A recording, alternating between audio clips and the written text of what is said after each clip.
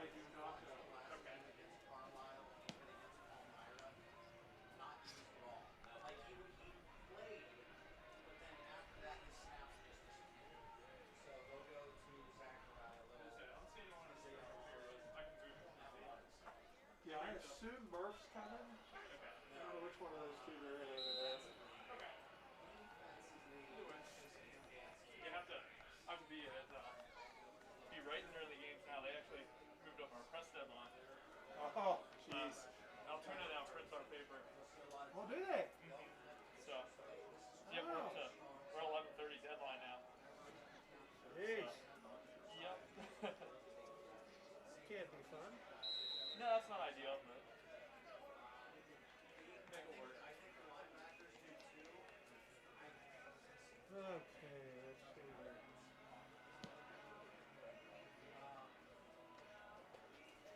We'll see at least Ikeda, flip from strong to strong weak side, and then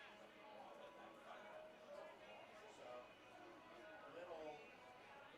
It's so when I was watching film, at one point I saw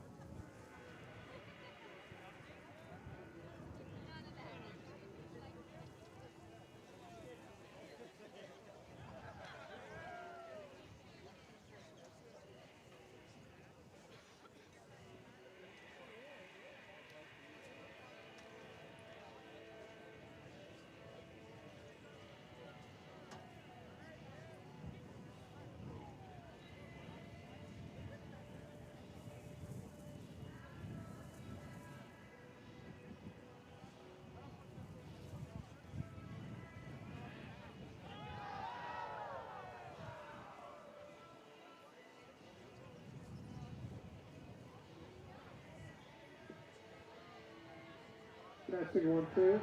Check. 1, 2.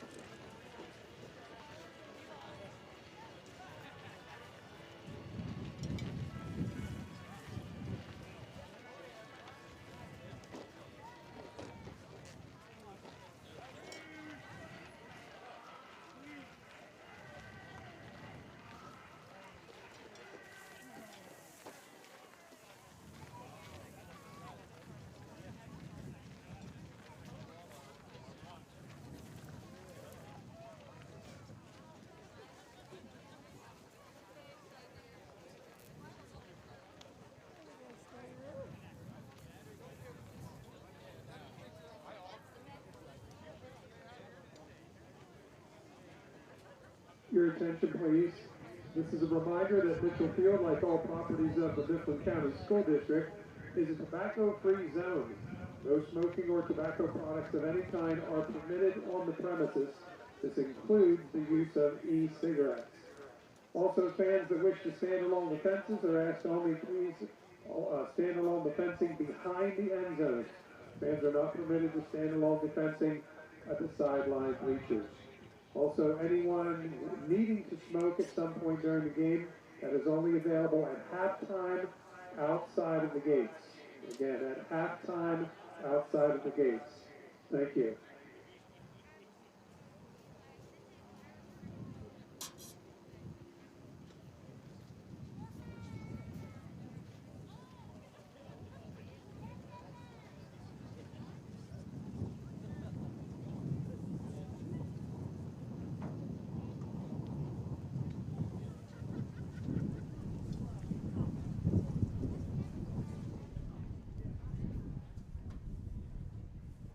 And good evening, ladies and gentlemen, and welcome to our live stream tonight on MCTV, bringing you live coverage of high school football, where tonight your Mifflin County Huskies take on the Colts from Cedar Cliff High School. My name is Roger Herto. I'm joined by Trent Shade, and tonight we're seeing if the Huskies can pick up their first win of the season as they take on the Colts, who come in with a record of 2-3. And Trent, cold. Oh, yeah, really cold out here. It is cold and it is windy, but here comes the Mifflin County High School Marching Band. Ladies and gentlemen, the Mifflin County School District is proud to present the Mifflin County High School Marching Band.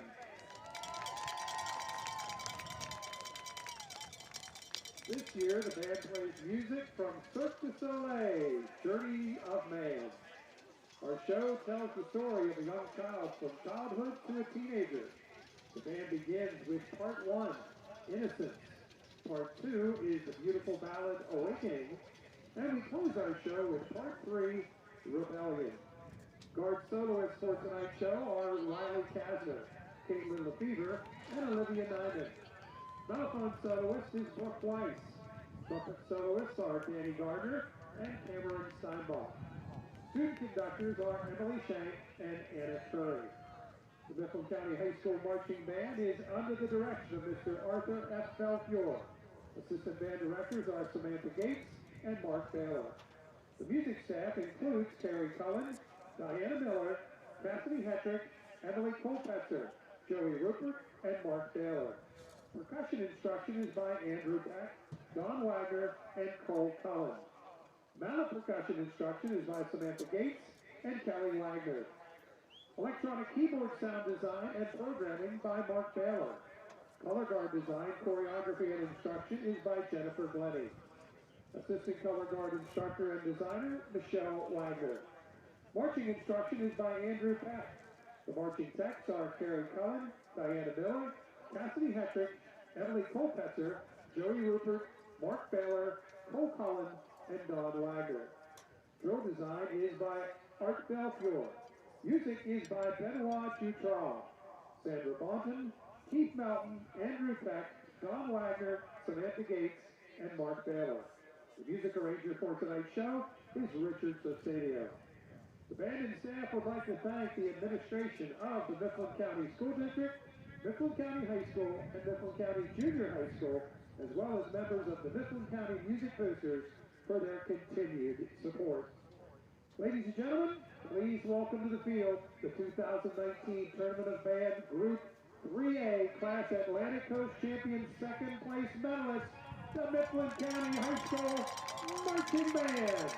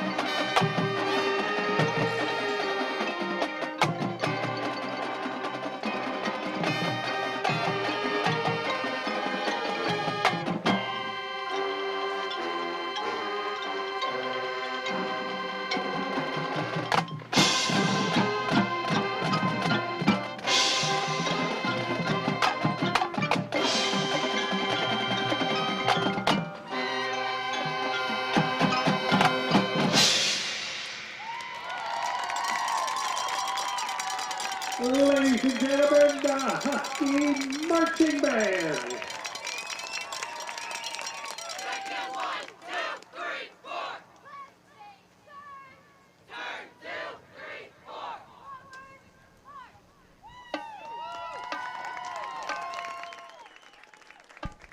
And welcome back to our live stream here on MCTV. A very nice performance, entertaining the crowd. It is cold and wet here at Mitchell Field in Lewistown as we get ready for high school football. Your Mifflin County Huskies taking on the Cedar Cliff Colts tonight, who come into play with, I believe, a record of 2-3. Huskies, of course, still looking for their first win. And anytime you play in these conditions, Trent, I think you can throw the records out. This could be a really bizarre game here tonight. Field is wet and it is cold. Yeah, this could go anybody's way. Gloves are going to get wet, ball wet. You could start slipping out there. It could go either way for both teams. So let's hope that tonight is the night for the Huskies, as they're going to be introduced here at Mitchell Field shortly. Cedar Cliff has come out. The officials are out on the field and will be getting ready to play here shortly. Reminder, athletically in the area as we watch the band as they gather in the end zone. Tomorrow, if you're looking for something to do, if it dries out a little bit anyway, it's going to be chilly, but the District 6 cross-country championships are happening tomorrow, and that'll be out at the Indian Valley Elementary Center, and we hope you can get out there and support the kids. We were asked about streaming that, but unfortunately we cannot do that because that is a district event. So anyway, it's just about time for the Huskies to take the field. Again, we'll continue with our live coverage here. We have some PA work to do, but stay with us. We'll keep you live on the scene. You won't miss a thing. Kickoff will be coming up shortly. It's live high school football right here on MCTV.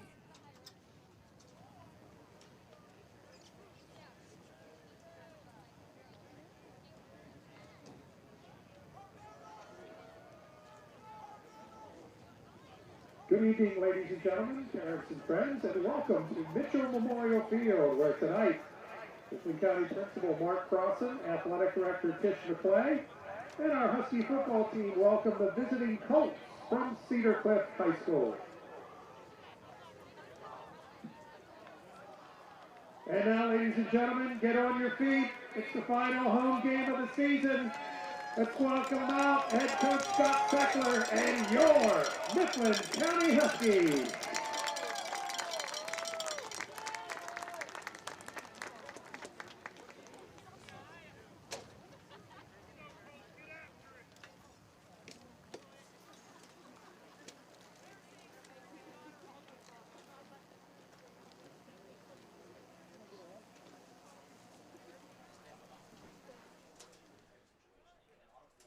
And again, ladies and gentlemen, back on our stream coverage. The team, of course, has just taken the field, and in a moment we'll be listening to your national anthem being performed by the Husky Marching Band.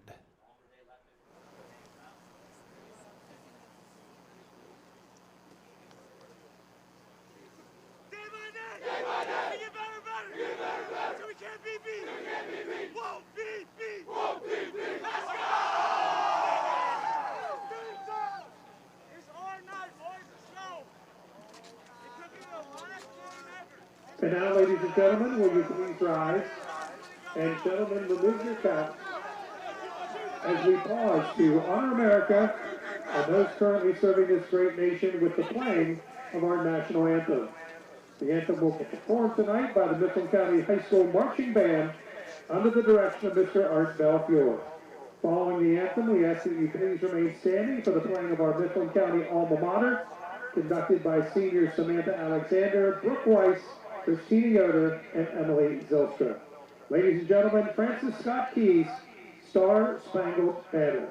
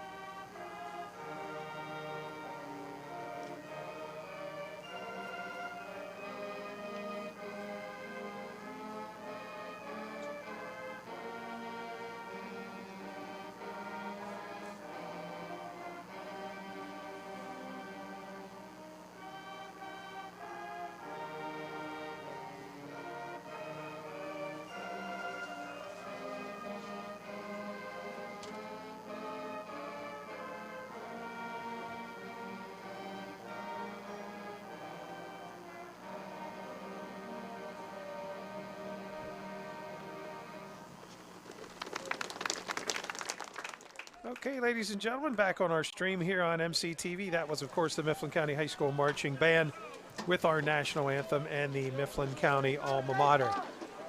Captains are going to be heading out to midfield here in just a second to go through the ceremonial coin toss. While they do that, we're going to take a quick break here. Again, MCTV is a jointure between the Mifflin County School District along with the Mifflin County Commissioners and Lewistown Borough Council. And again, without their support, these broadcasts could not happen. So we're going to take a quick break. Well, looks like no, they're going to start here on us. We're not going to take a quick break. I stand corrected. We don't want to miss any of the action. It looks like because of the weather, they've already done the coin toss, we're now being told. So we will go stay right here and get right to action on the field. So I stand corrected, and I guess with this weather, Trent, that's a good idea. Yeah, it just got a break in the rain. Looks like it just stopped. A lot of people taking their ponchos off, so why not get started now? Okay, so we are set to go. The Colts will kick off, and we are underway here live from Mitchell Field. The kick is taken by one of the Husky upbacks, and busting through there for the Huskies is number 13 for Mifflin County. That's Marshall. Marshall Maidens on the return. So Maidens with a nice return for the Huskies and good field position. Yeah, that's really good to start out early because last week they really struggled on kick returns. Couldn't get much yardage. So the Huskies will huddle up. Last week they went with the rotation at quarterback. We'll see how that goes tonight as they had two different people in and out of there. And here we are, 1st and 10 for the Huskies as they move left to right at their own 43-yard line. And it is Daniel King at quarterback. He gives to Schaefer. Gage Schaefer, the ball carrier. Run out of bounds by number 50, Hunter Garson. Gain of 4 on the play, 2nd down and 6. So a good positive gain for the Huskies on 1st down. It'll be 2nd down and 10. You would think with this weather you'd see a lot of ground game tonight here. Yeah, definitely. It will definitely be hard to catch the ball. So out of the shotgun, King. Hands off. It's Schaefer again, and he's going to spin for a 1st down. Gage Schaefer, the ball carrier. 1st down for the Huskies at the Cedar Cliff 46. So a good start, 2 quick running plays, both to the near side of the field. And it's a 1st and 10 for the Huskies. So again, Dan King at quarterback. Actually, I think it's Jared Lyons back there. Or excuse me, I stand corrected. You are right. My bad. It is Jared Lyons. Thank you. Lyons fakes and goes right up the gut and nothing doing. As Lyons that time was stood up by number 36, Zach Little. Lyons on the carry. No gain on the play. 2nd down and 10.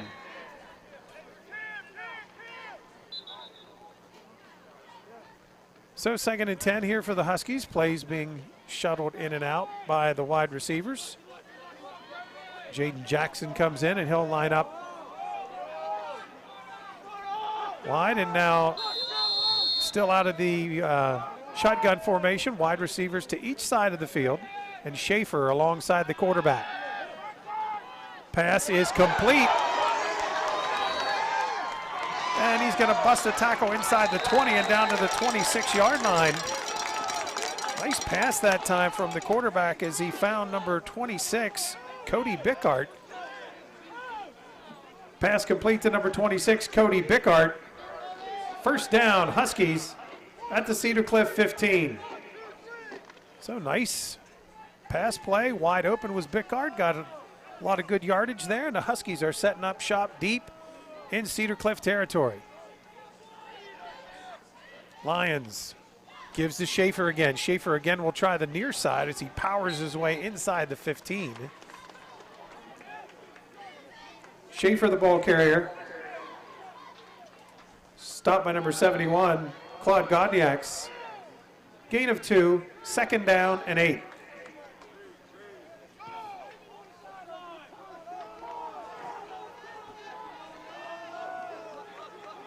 Huskies to the line of scrimmage, clock running, under 10 minutes here in the 1st quarter, opening drive as the Huskies are threatening. They go to Bickhart. Bickhart tries the left side, and he's gobbled up there right at the line of scrimmage, maybe a couple yards on the play. Bickhart, the ball carrier. Stopped by number 32, Elijah Ikeda. Third down. So it's going to be a 3rd down and 6 here for the Huskies. And I think you're right, Trent. I believe the rain has stopped. After raining pretty good there during the pregame, I believe we have stopped now, so Huskies maybe can take advantage of that. 3rd down and 7. Lions straight back, being rushed, rolling to his right, throws downfield. The pass is caught, and it's going to depend on the spot. I think he's going to have enough for that one.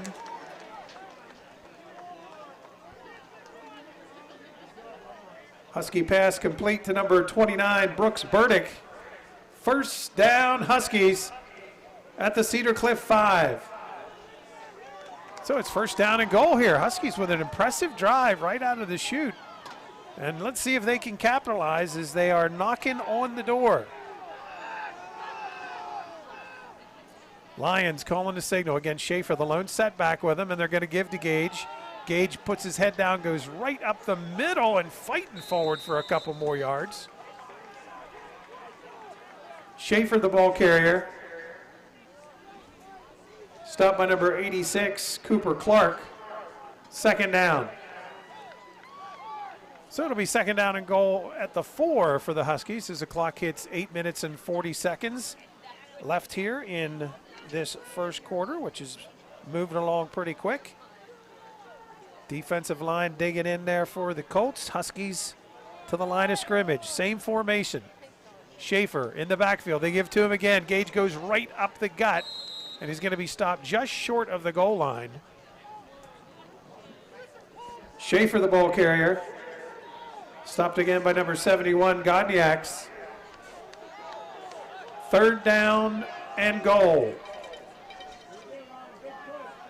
Yeah, I definitely think here on the first drive they just wanted to fill out the Colts' defense, see what they can and cannot do, but definitely looks like they're finding what they want to do here against these guys and breaking them down pretty quickly. I'm impressed here. I mean, if you look at that line of scrimmage, we're giving up some size out there, and we have been able to just stuff it right up the middle. Let's see if they stay with that on 3rd and goal from the 2, and it's going to be Lions keeping it, and he's in.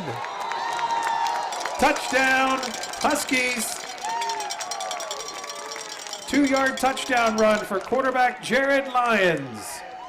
So an impressive drive is capped off by the Huskies as Lyons punches it in.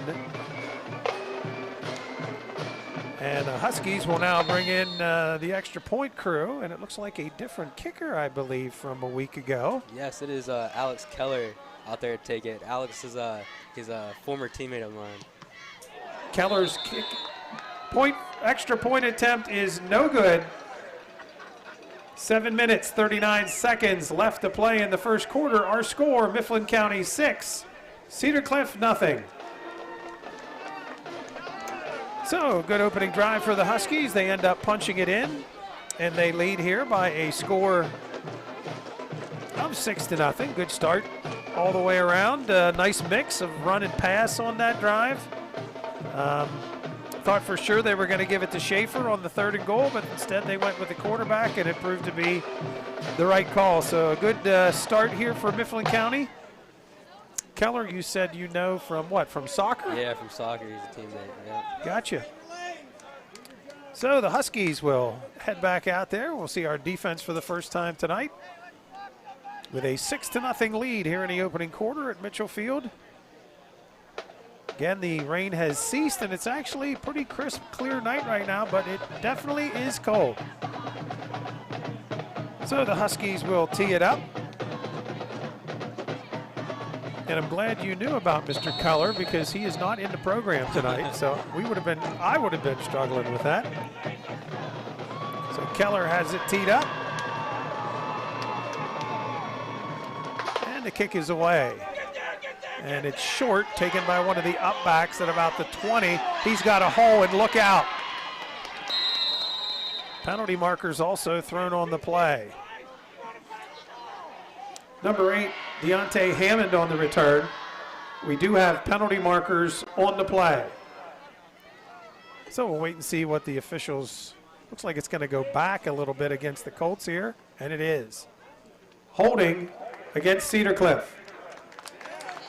So that holding penalty will move the ball from the 40 back inside the 30 to the 29-yard line. Well, it will be 1st and 10 for the Colts. So Husky defense gets a break there with the hold. They had a nice looking return, but the holding penalty certainly helps out. So it's 1st and 10 for the Colts. Gannon McMeans is the quarterback. McMeans gives to the tailback, and he finds a hole off the right side for about a 4 or 5 yard gain.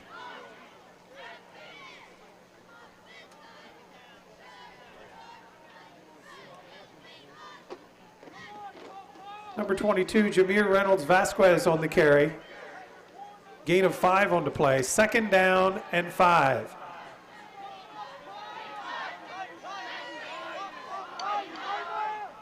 Cedar Cliff to the line of scrimmage on 2nd and 5. They go to Vasquez again.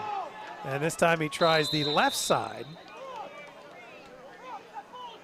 Reynolds Vasquez again, the ball carrier. Stop for the Huskies by number 36, Tyler Hunter. 3rd down and 2. So Huskies with a chance here on 3rd and 2 to maybe get off the field.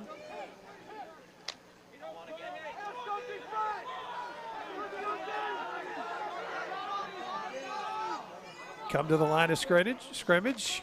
Calling the plays. They're going to go to Vasquez again, and it just all depends on the spot.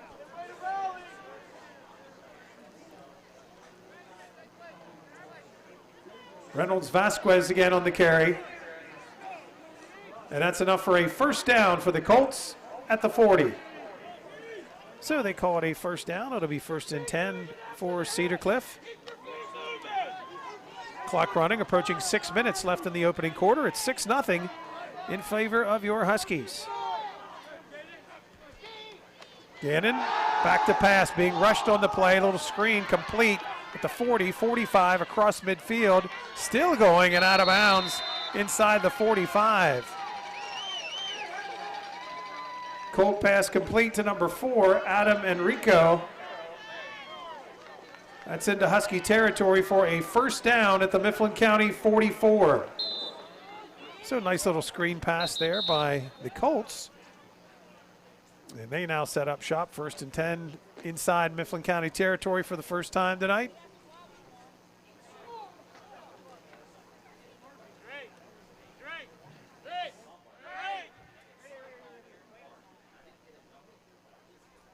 A little bit of a delay here. Not exactly sure what the delay is.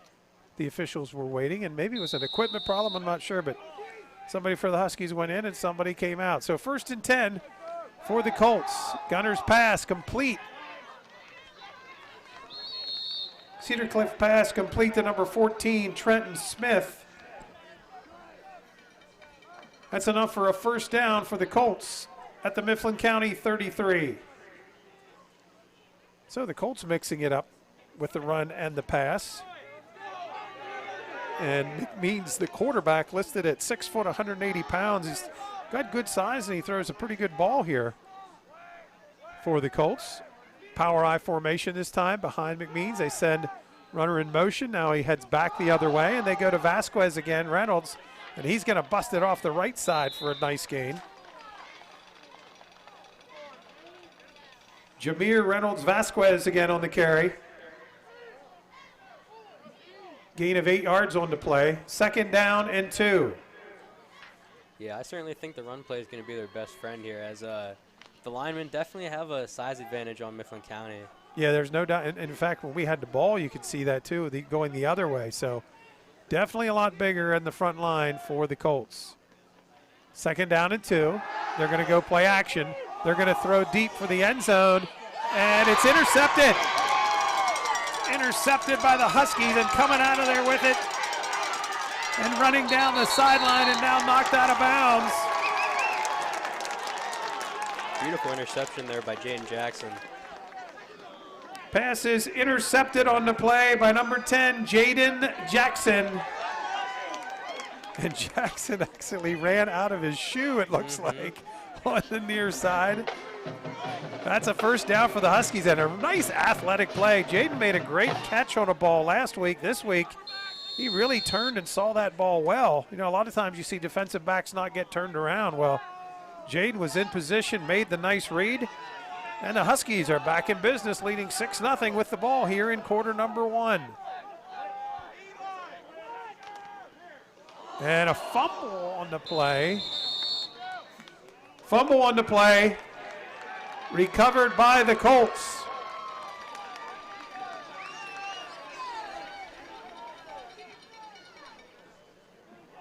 Number 4, Adam Enrico with the fumble recovery. It'll be 1st and 10, Cedar Cliff at the Husky 34. So Mifflin County going with that quarterback rotation again. I don't know if that was miscommunication, if it's ball is still slippery. But yeah, Drake Schaefer was in at quarterback and something just didn't work in the backfield. So now it's 1st down and 10 again for the Colts. And there goes the tailback again off the right side for a nice gain. Jameer Reynolds Vasquez on the carry. That'll be enough for a 1st down for the Colts at the Mifflin County 22. So, boy, what a big momentum turn right there. The Huskies had made a really nice interception. And then on the first play from scrimmage, they end up giving it right back to the Colts. So Cedar Cliff will come to the line of scrimmage.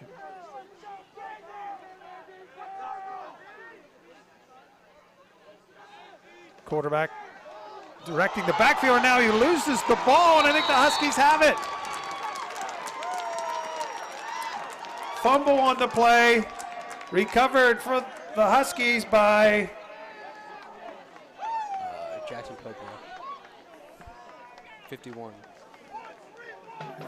He's not on there. Yeah, well, folks, unfortunately, there's no number 51 in our program, so we can't tell you who recovered that fumble.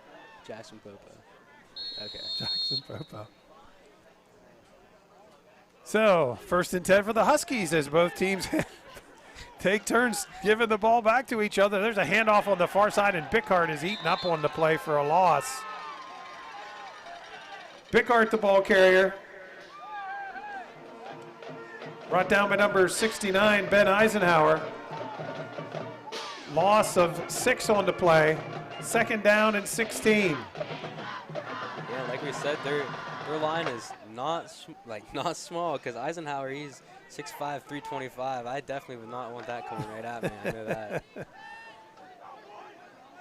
So Huskies again going with that quarterback rotation, and it's Drake Schaefer in there again at quarterback. Schaefer out of the shotgun. Going to go deep on the near side, and that pass is up for grabs and incomplete. Schaefer's pass intended for number 8, Dan King, is incomplete. 3rd down. So that ball kind of hung up there a little bit, kind of up for grabs, and nobody could quite get there. So it's going to be a 3rd and long here for the Huskies. So 2 turnovers here in the early going for Cedar Cliff. Gannon McMeans, the quarterback, just had that ball drop right out of his hands, and the Huskies get it back. So now 3rd and long here for Mifflin County. Pass is deflected and incomplete out of the backfield. Pass attempt for Drake Schaefer is incomplete. 4th down. And so the special teams could be an adventure here tonight too. Who knows with the field? As we'll get our first punt of the night, as the Huskies will go in punt formation.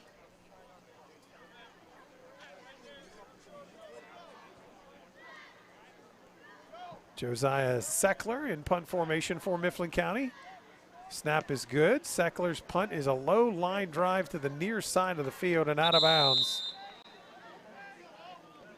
Seckler's punt is out of bounds at the 43-yard line. 1st and 10 for the Colts. So Cedar Cliff will get the football back as they'll come back out on the field. It's been back and forth here, turnover city. We thought it might be with this weather, and it certainly has been here so far. So the Colts quickly up to the line of scrimmage. Clock running, 3 minutes, 48 seconds left in the first quarter. It's still 6-0 in favor of the Huskies. They give to the tailback. Big hole on that right side. And the Huskies end up gang tackling after about a 5-yard pickup on the play. Reynolds Vasquez again, the ball carrier. Gain of 5, 2nd down and 5 for the Colts.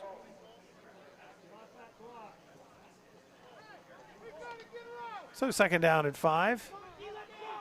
Cedar Cliff Blake in the huddle. McMeans, the quarterback, under center. Again, out of the power I. They'll give to the deep back again. And Reynolds Vasquez will spin close to a 1st down. Vasquez again, the ball carrier.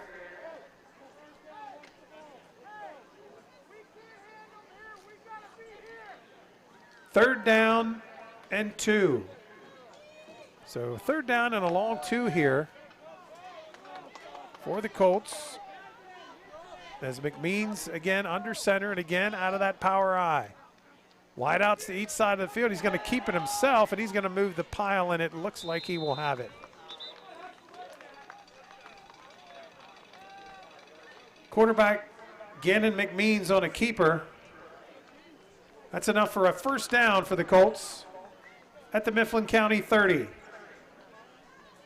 So 1st and 10 at the 30.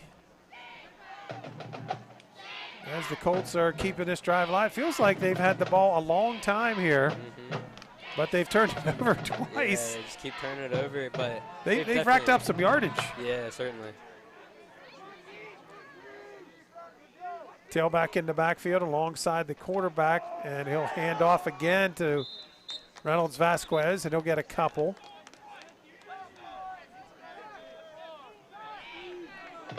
Reynolds Vasquez again on the carry. Gain of a yard. 2nd down and 9.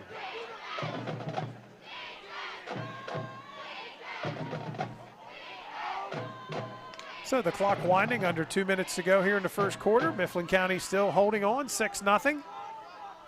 But the Colts are on the march.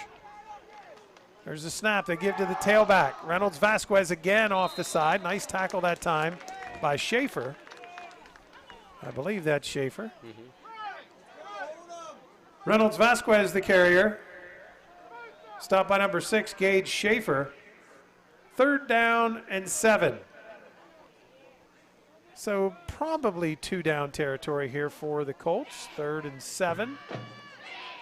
Will be at just about 1 minute to go in the first quarter when they get this snap away. And this time, McMeans will call the signals out of the shotgun. Trips to the far side. They go that way. Quick pitch out and a nice tackle for the Huskies. Pass is complete. Making the stop, however, for the Huskies, number 13, Marshall Maidens. 4th down. Nice tackle by Maidens. I was talking to some of the coaches this week who really were giving Marshall some pretty good reviews the last few weeks, and we see him make a nice play there. And they're going to go for it on 4th and 7. 4th and 7. They're going to throw it, and they're going to get the 1st down.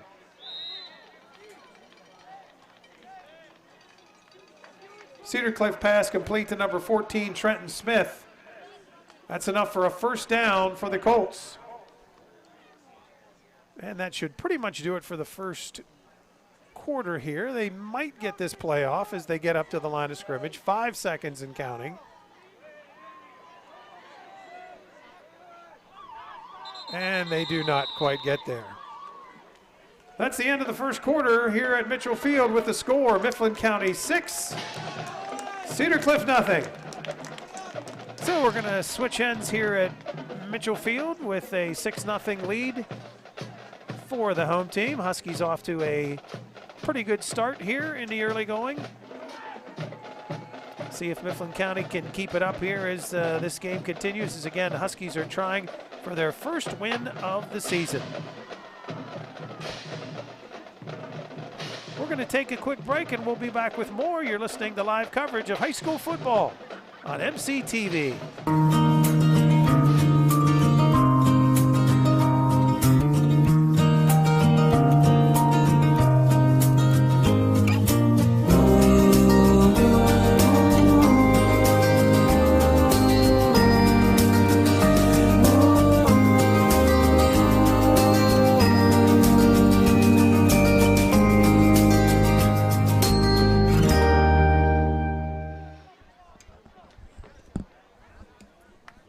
Welcome back again live to Mitchell Field. Roger Herto for MCTV along with Trent Shade, our camera folks tonight. Trent and I got it lucky. We're in the booth. It's a little rougher outside, but we do have some people we want to thank who are out in the elements running the cameras. But for right now, let's get back to the action.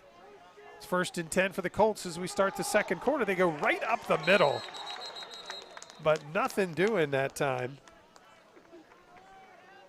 Reynolds Vasquez again, the ball carrier. Stopped by a host of Huskies for a loss of 2 yards on the play. 2nd down and 12. So the Husky defense comes up big on 1st down. And it'll be 2nd and 12. Reynolds Vasquez again in the backfield with his quarterback, and this time they go out of the shotgun as McMeans calls the signals. Pass to the near side is caught.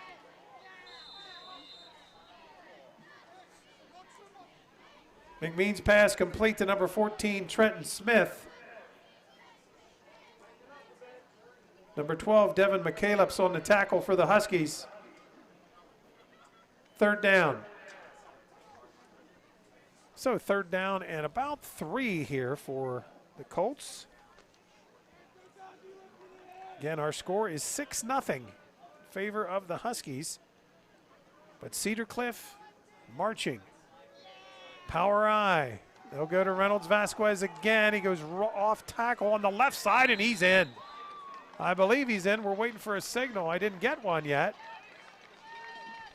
Touchdown, Cedar Cliff.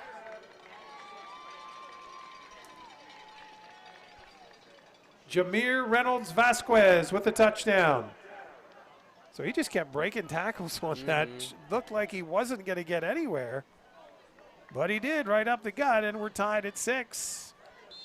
Now the Colts with a chance to take their first lead of the night as Derek Whitmer is in to attempt the extra point. Good snap. Kick is up and blocked. Whitmer's extra point attempt is no good. 11 minutes and 7 seconds left in the first half.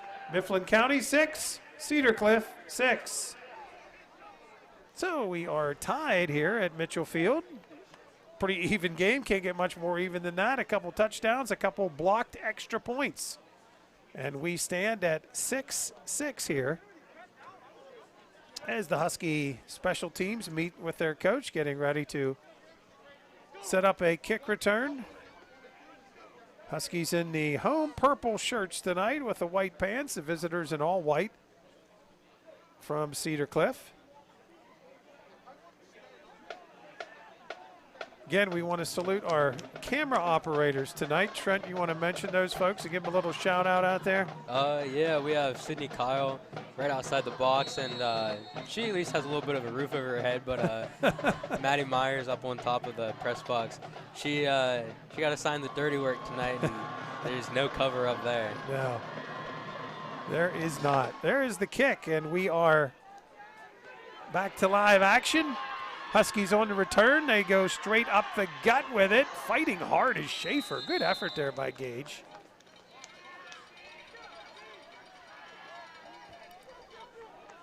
Gage Schaefer on the return for the Huskies. Making the stop for the Colts, number 31, K.C. Robinson. 1st and 10, Huskies at the 30. So Mifflin County taking over. 1st and 10 in a tie ball game, 6-6 here in the second quarter. Out of the shotgun. They fake to the first back, give to the second back, and not a lot there that time. The quarterback shuffling continues for the Huskies as Jared Lyons is back in there. Was that Torquato or Schaefer? I couldn't really tell who ended up getting that carry. I'm not too sure. But it's a gain of 3. It'll be 2nd down and 7 here for the Huskies.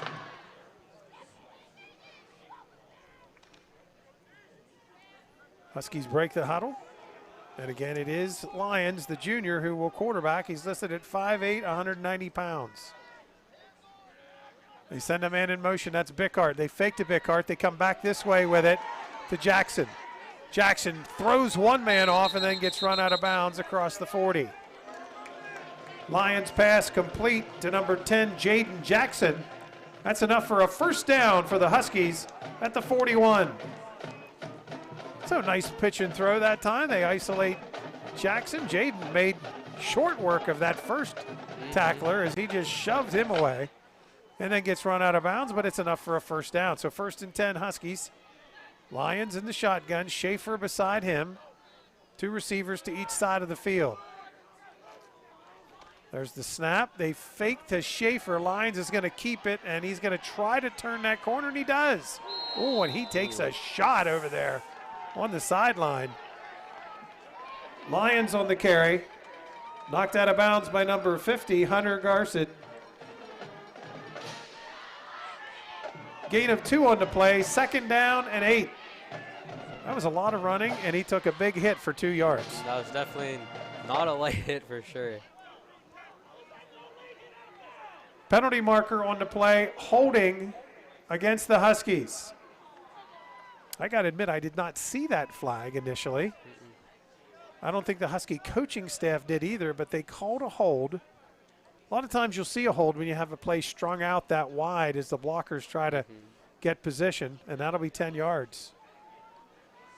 10-yard penalty will move the ball back to the 34-yard line. 2nd down. So Mifflin County now in a 2nd and 16 for the Huskies. We're at the 10-minute mark here in the first half, and snap right to the quarterback, and he'll go straight ahead, and that time it was Schaefer back in there. Drake Schaefer, the ball carrier, stopped after a gain of 2 on the play. 3rd down. So this time, instead of shuffling on series, they're shuffling on plays. Schaefer comes off, and on 3rd and long, they'll go back to the junior Jared Lyons. Well, I think Lyons just needed a break after that hit, honestly. I think you're probably right. Lyons out of the gun. Straight back. Look out. Big blitz coming. He gets it away. He throws downfield, and it is incomplete. Lyons pass intended for Jaden Jackson is incomplete. 4th down. When Lyons took a shot, I think, trying after that pass. So that's 2 plays in a row, and he's a little slow getting off the field. Now he is coming off under his own power. Maybe he's just more upset than anything else. But he definitely took 2 shots there. So the Huskies go to punt formation on 4th and 15. As Seckler is standing back at his own 20 to receive the snap. There is the snap. The lefty gets it away. It's a low line drive again. And it's going to take a Mifflin County roll. Seckler's punt is down by number 8, Dan King. 1st down, Cedar Cliff. So the Colts back out on offense. Huskies in a 6-6 tie here in the 2nd quarter. We expected this could be a pretty good ball game, and not disappointing here right now. And so Cedar Cliff breaks the huddle. 1st and 10 for the Colts. Gannon McMeans going to keep it himself, and he'll get some yardage across the 30 up to the 32.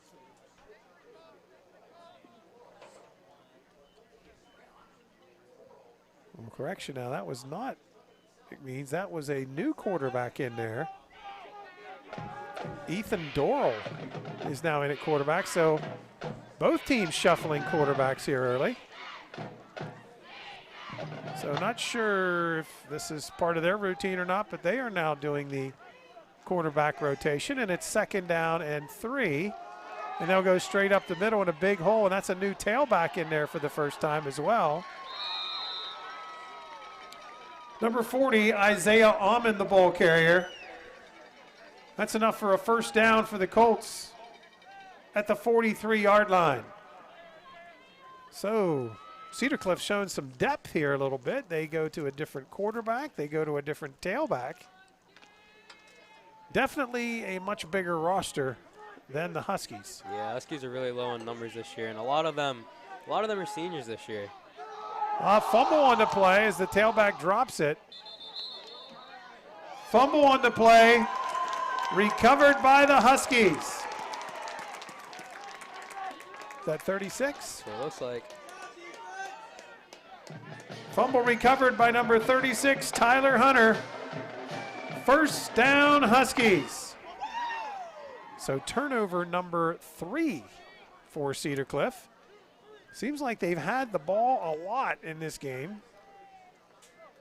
But it's 6-6 and the Huskies have it back on the Cedar Cliff side of the field. It'll be 1st and 10 at the 43-yard line.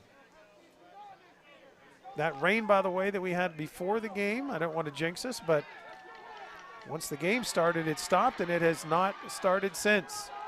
Shotgun for the Huskies. Jared Lyons back in there at quarterback, and Lyons will give to the tailback, Schaefer. Schaefer's going to lose some yardage on the play. Schaefer, the ball carrier. Stopped by number 40, Isaiah Almond. That's a loss of a yard on the play. 2nd down and 11. So that time, nothing doing for Schaefer as he was tripped up in the backfield. And it'll be 2nd and long. Again, Huskies like this formation. 2 wideouts to each side of the field. Schaefer, the lone setback with the quarterback, Lyons. Lyons back to pass. Now scrambling a little bit. Coming to the near side of the field, and he's going to be brought down for a loss on the play. Lyons on the carry. Brought down by number 69, Ben Eisenhower. 3rd down. So I don't know if that would officially be a sack or not. It was close to the line of scrimmage. It's going to be 3rd down and 12 no matter how you slice it here. Huskies offense is definitely having a hard time trying to figure out this Colts defense here.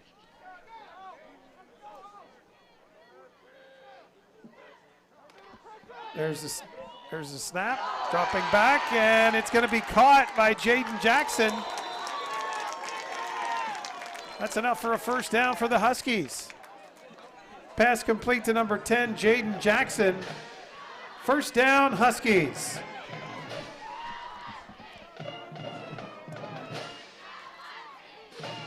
So a big pickup there for the Huskies. And the clock runs as we are under 6.5 minutes left here in the first half. 6-6, Mifflin County trying to get back in front. 2 tailbacks in the backfield beside the quarterback Lyons. He'll give to Bickart, and Bickart has nowhere to go. Bickart, the ball carrier. Stop for a loss on the play. 2nd down and 11. So Cody had nothing doing on that play. My battery died. They didn't charge me. They're not interchangeable with ours. So to the line of scrimmage come the Huskies. Lions calling the signals. Schaefer and Bickart in the backfield. There's the snap. They're going to go to Schaefer, and Schaefer has nowhere to go. And now he fights outside, but he's going to be brought down for a loss on the play. Schaefer, the ball carrier. Loss of a yard on the play. 3rd down. So the Huskies have gone with 2 running plays in a row. And negative yardage on both plays. So it's going to be 3rd down and about 13 for the Huskies. Again, same formation, wideouts to each side of the field. 2 wideouts to each side of the field. 1st and 10 at the 43-yard line. 1st and 10 for the Huskies. So turnover number 3 for Cedar Cliff. 1st and 10 at the 43-yard line. They go back to lines. He's going to look for Jackson. He's got Jackson, but the pass is short and incomplete. Pass intended for number 10, Jaden Jackson, is incomplete. 4th down. Jaden actually turned into a defensive back on that play, Trent, and really made a nice job to keep that from being an interception. Yeah, I definitely think the Huskies offense here needs to look for the short little slants across the middle, because whenever they did that with Jackson, found a nice hole.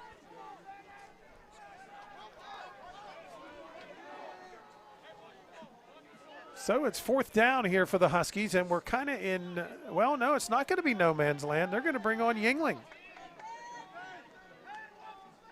Ben Yingling in to attempt a 45-yard field goal.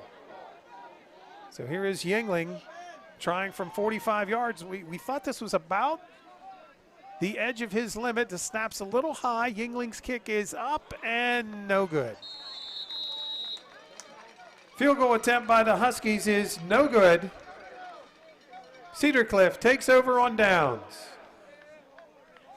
So worth a shot, I think. Not a bad idea. We've seen him kick it that far, but in this weather, a little more difficult. Yeah, I don't know if it was the weather or if the holder just didn't get it sat down completely, or. It looked like a high snap too a little bit. I think the snap was a little bad. Jackson is the holder, right? He did a nice job just getting a hold of it there. So here come the Colts back on offense. Tied at 6, 4:40 left in the first half. And they go to the tailback again, and he's fresh, and look out. He's in the open. He's across the 50 and tripped up and just brought down from behind by the Huskies. Wow. Reynolds Vasquez, the ball carrier. Tripped up on the play by number 3, Josiah Seckler. First down, Colts. And that was a shoelace away from being a touchdown, as he had a crease and took off. And maybe by using that other tailback almond, it just gave, if nothing else, Reynolds Vasquez a breather. And here he is again as he gets it right up the middle. And here comes Vasquez. Look out. He's turning the corner inside the 30 and brought down at the 28. Reynolds Vasquez, the ball carrier. Penalty marker on the play. And this penalty marker came late from the secondary. So we'll have to see exactly what this is. Not really sure. They're talking it over. And I missed the infraction there, but it is against the Colts. See if he gives it again. Okay, illegal block. Illegal block against Cedar Cliff. That'll move the ball back to the 39-yard line. And we'll call it first down and 11 for the Colts. So 1st and 11. They go under center again, and they give to the tailback. And, oh, look, nice little hurdle move. Yeah. And a good tackle there by the Huskies as well. Reynolds Vasquez, the ball carrier. Brought down by number 45, Zach Williams. 2nd down. So Reynolds Vasquez showing a lot of moxie, I guess would be a good word on this drive, but he really looks fresh. I mean, they took him out for a drive or two, and he looks like a different guy in there now, and he's also getting some nice blocking by the tailback, Elijah Eichid, right in front of him. And this time, nothing doing, though. Reynolds Vasquez again on the carry. Stopped again by number 45, Zach Williams. 3rd down. So it's going to be 3rd down now here for the Colts. See if the Husky defense can come up big as the clock continues to run. We're at 3 minutes left here in the first half. We're tied at 6. 6 all. 3 minutes left in quarter number 2. McMeans, the quarterback, under center. And he'll give to the tailback, Reynolds Vasquez. Vasquez picks his way inside the 30. Reynolds Vasquez, the carrier. Stopped by number 13, Marshall Maidens. That's a first down for the Colts at the Husky 25.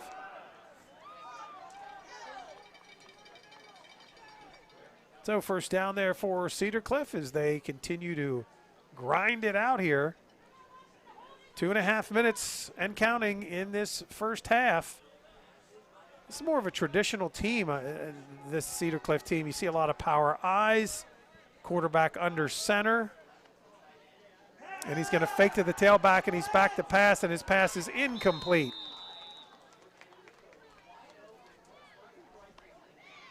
McMean's pass intended for Adam Enrico is incomplete. Second down. And actually, I think that might have been Trenton Smith. I thought it was 4, but I think it was 14 out there on the end. Either way, the clock is stopped with the incompletion with 2 minutes and 12 seconds left in the half. And your Huskies defense digging in here on 2nd and 10. McMean's calling the signals. He gives to the tailback. It's a different tailback, and he gets the same result. He gets stuffed right at the line of scrimmage.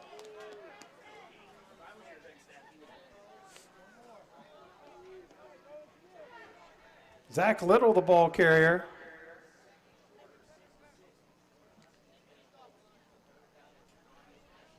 That was Jackson Popo again. Number 51, who's not in our program, Mr. Popo, makes the play.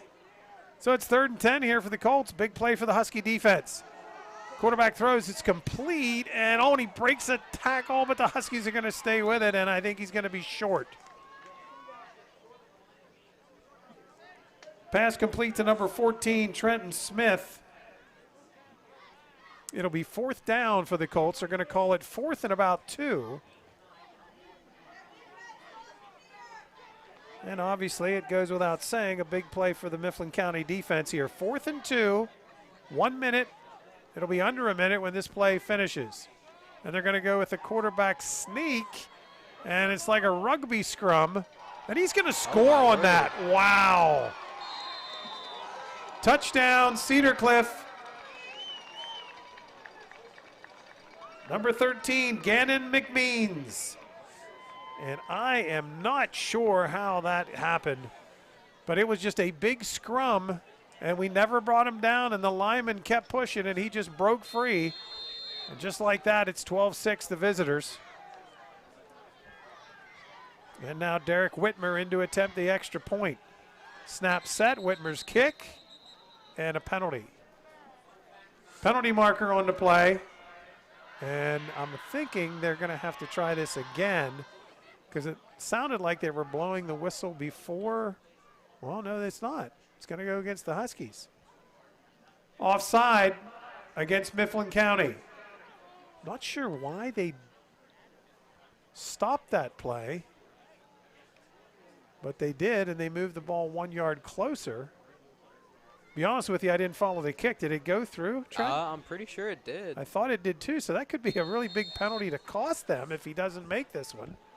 So now he'll try it from 1 yard closer.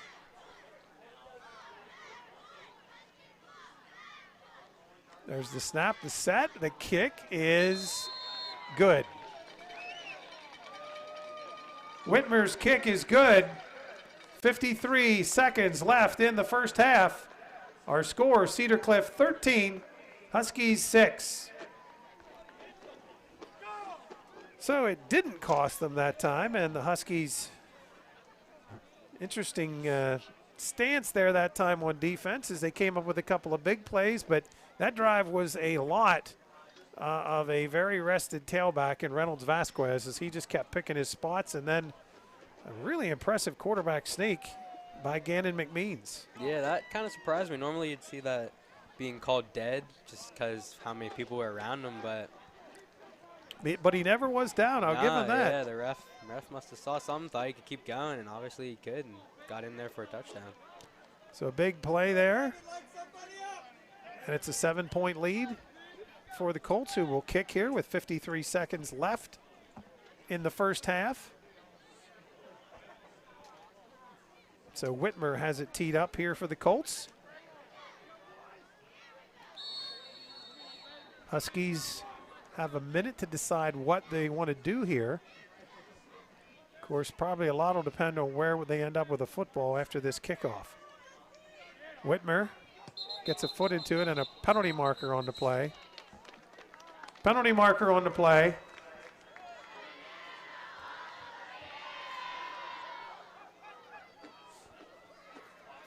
Pretty sure it's offside. We're just waiting for an official to let us know. And I don't know if they're going to let us know, but they're marching it back, so. Offside against Cedar Cliff. That's a 5-yard penalty and a re-kick. So they'll move the ball back 5 yards. Who knows, that could be big. So Whitmer will tee it up. Schaefer is deep for the Huskies, standing now at about his 10-yard line.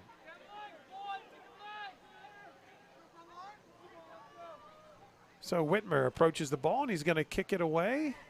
It's going to be taken short, and he went down on a knee to get it.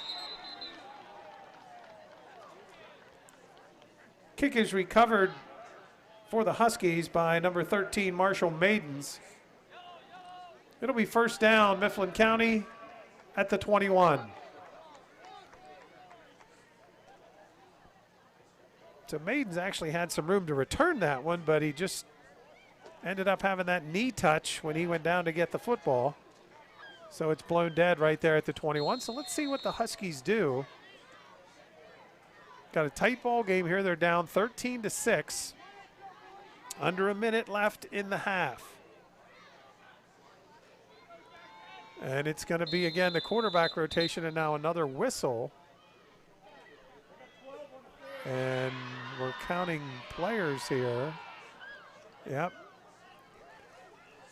And it looks like too many men on the field against Cedar Cliff, I believe. We're going to wait for official signal. It's a 5-yard penalty.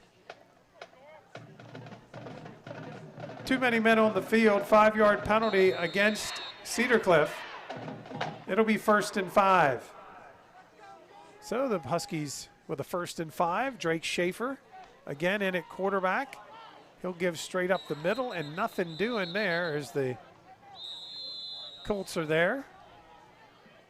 Gage Schaefer, the ball carrier. Stop for a loss on the play back at the 25. Timeout, Colts. So it's Cedar Cliff that's looking to take the timeout, as they would like to work on getting that football back here maybe during this drive. A little surprised that they would do that after the penalty, because it was a 1st and 5, but I guess they felt like on 2nd and 5 it was worth doing. Our camera crew giving you a shot along the way at the Husky band on the far side, and they did a nice job of this last week in the cold temperatures, keeping the fans entertained. You can see that the band is socially distanced over there. And a lot of their routine this year, a little dancing by the band this year. Trent, there. Yeah, it's definitely energetic. Yeah, they were really impressive last week, and those kids are having fun over there again this week. And I again want to give a shout out to the band who gave up their tickets the first week so parents could get in. Only right that they would be here tonight to have some fun in the final home game of the season. So after the timeout, we're set to resume play. 45 seconds left in the half. Huskies trailing 13-6. And now a player late coming on the field here for Mifflin County as Maidens jogs back in. Looks like they're sending the play in with Maidens. To the quarterback, Drake Schaefer. Schaefer takes a step, throws this way to Torquato. Luke gets out of bounds, stop the clock. Schaefer's pass complete to number 5, Luke Torquato.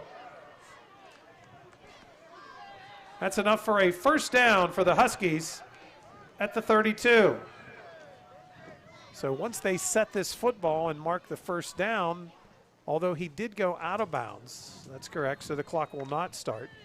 So the Huskies in the huddle, still anxious to see how Mifflin County's going to play this. 39 seconds, they have timeouts left. Out of the shotgun, Schaefer calling the signals. Pass complete to Torquato, and Luke's going to be tackled for little gain on the play.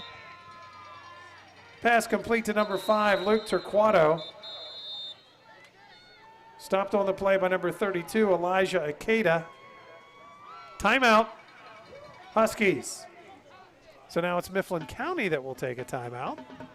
And 28 seconds remain in this first half.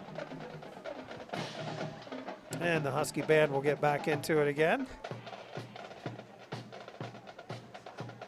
as the coaching staff's going to meet with the offensive group here and decide what to do on what appears to be a 2nd and about 8 on the play. If you remember last week, Trent, it was right at the end of the first half that interception was real costly for the Huskies then the first half. So I'm sure they're a little gun shy on trying to get too aggressive here as they head back out on the field. It also looks like it just started to rain again as everyone's putting their ponchos back going out there. So the rain comes down and the Huskies take the field on 2nd and 8. 13-6 is our score. Cedar Cliff in front of Mifflin County. Snap back to Drake Schaefer. Drake's going to go deep looking for Jaden Jackson, and it's intercepted. Boy, a nice play there. Jaden was waiting on it. Schaefer's pass is intercepted by number 14, Trenton Smith. First down, Cedar Cliff. And that's a case where Jackson was waiting for the ball and didn't realize where the defender was, and he did a nice job adjusting and making that interception. So the Colts get it back with 21 seconds left here in the first half, so you got to be careful. I'm sure if you're Cedar Cliff, somehow you want to get the ball in Reynolds Vasquez's hand. Let's see what they go with here. There's a pass out to the far side. It's complete, and he's got some room down the far sideline and run out of bounds, and a penalty marker also on the play. Pass complete to number 14, Trenton Smith. Penalty marker on the play. And it looks like we're going to bring this one back. Yep. Holding against the Colts. So that penalty will pull that back. That was a nice gain of about 20 on that play, as once they got that ball out there, that's been a good matchup for Cedar Cliff. Trenton Smith with some pretty good speed out there, causing the Huskies some trouble. But the penalty will take it away.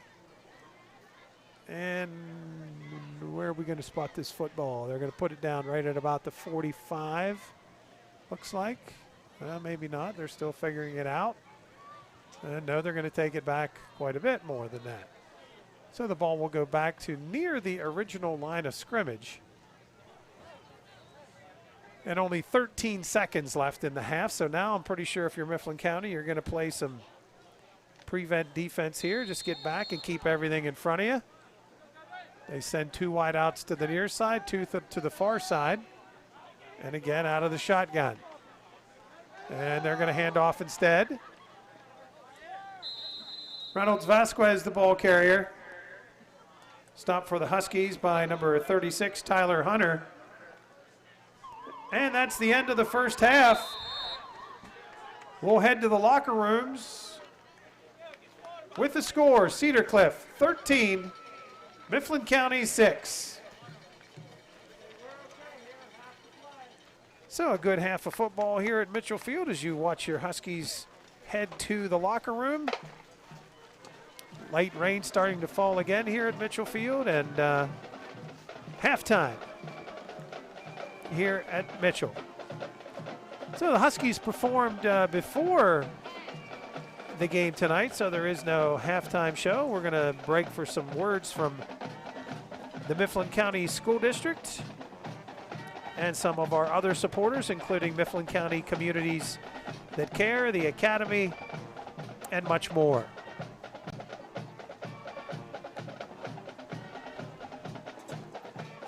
So stay with us. It's halftime. We'll be back. You won't miss any of the action. We're going to take a few messages here and continue with more live coverage right here on MCTV.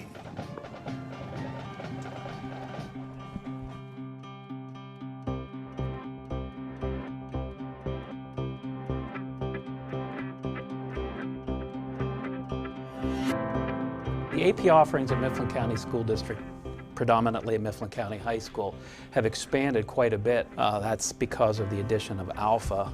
The Alpha program is our version of an online offering. The Alpha program has more than tripled in its numbers over the years. The great thing for us is it creates a level of flexibility that we have never had before.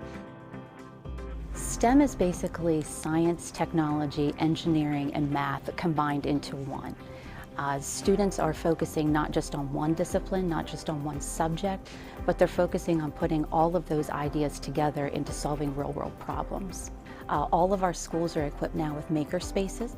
Kids have a plethora of ideas, a plethora of tangible objects that they can use to create.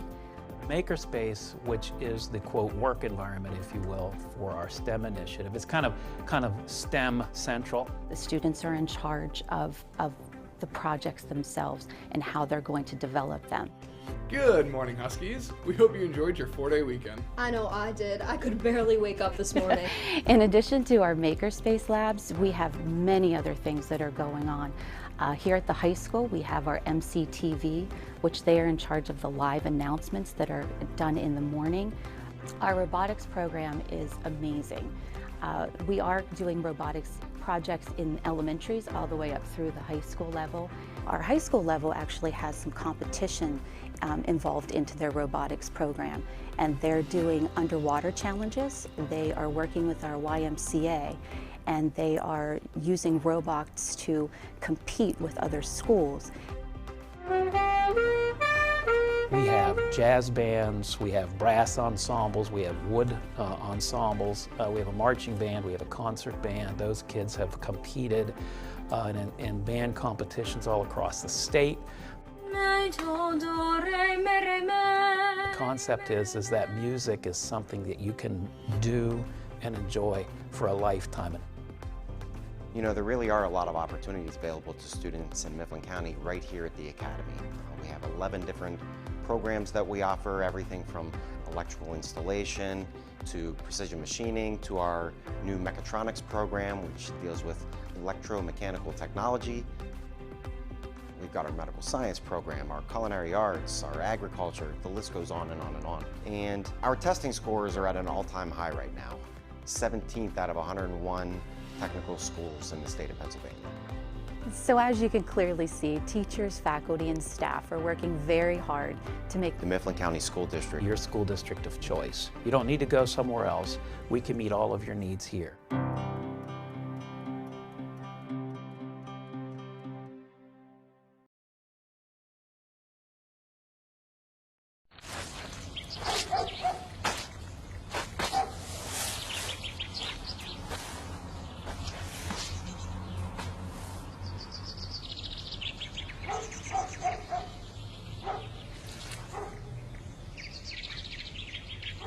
Hi. Hi. Patience. Pass it on. A message from the Foundation for a Better Life. Where's Tommy? I thought he was with you. No. Jack. Tommy? Go get him.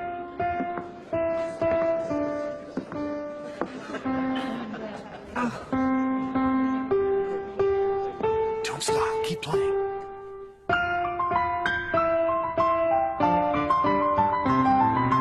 Here we go. Here's the fun part.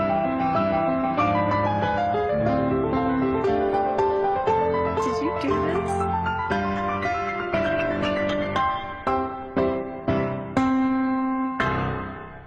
Great job. Encouragement. Pass it on. Dear Mrs. Crandall, it's easy to get so busy we can forget there are others who need our help. Some people have eyes to see, a friend in need of help. Let's work on your reading, okay? Some people have ears to hear. The umpire said you're safe. The end. Good job, Max. Thanks. Vanessa, you're next. They show us how much they care. With quiet sound. At the seashore, you can learn about the tides. Through the treasures the sea throws on the beach. You will see the land of constant change. feeling really proud of you. Mama! By taking the time to help my daughter read, you've become her hero. And mine. Make a difference. Pass it on. A message from the Foundation for a Better Life. Some of those traditional things that we hold in our hearts is things that we learn and were important to us later on in life. You know, the elimination of recess, for example. You know, students are still getting a half an hour of recess here in Mifflin County. We're still teaching handwriting. We're still teaching penmanship. Those are still important life aspects. We're still doing those things. And we're doing more.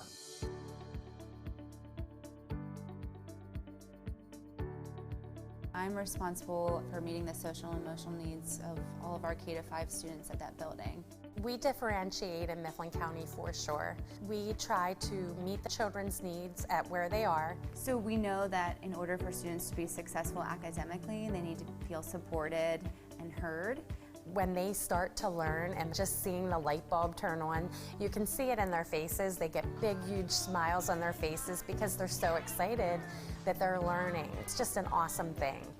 I love that. You know, having that light bulb moment come on for them when they're sitting across from someone who's sharing, like, this is something that I've gone through, that's one of the best parts of social emotional instruction. It's comforting to know as a parent that all of those needs can be met, and they're going to be met proactively right here in Mifflin County.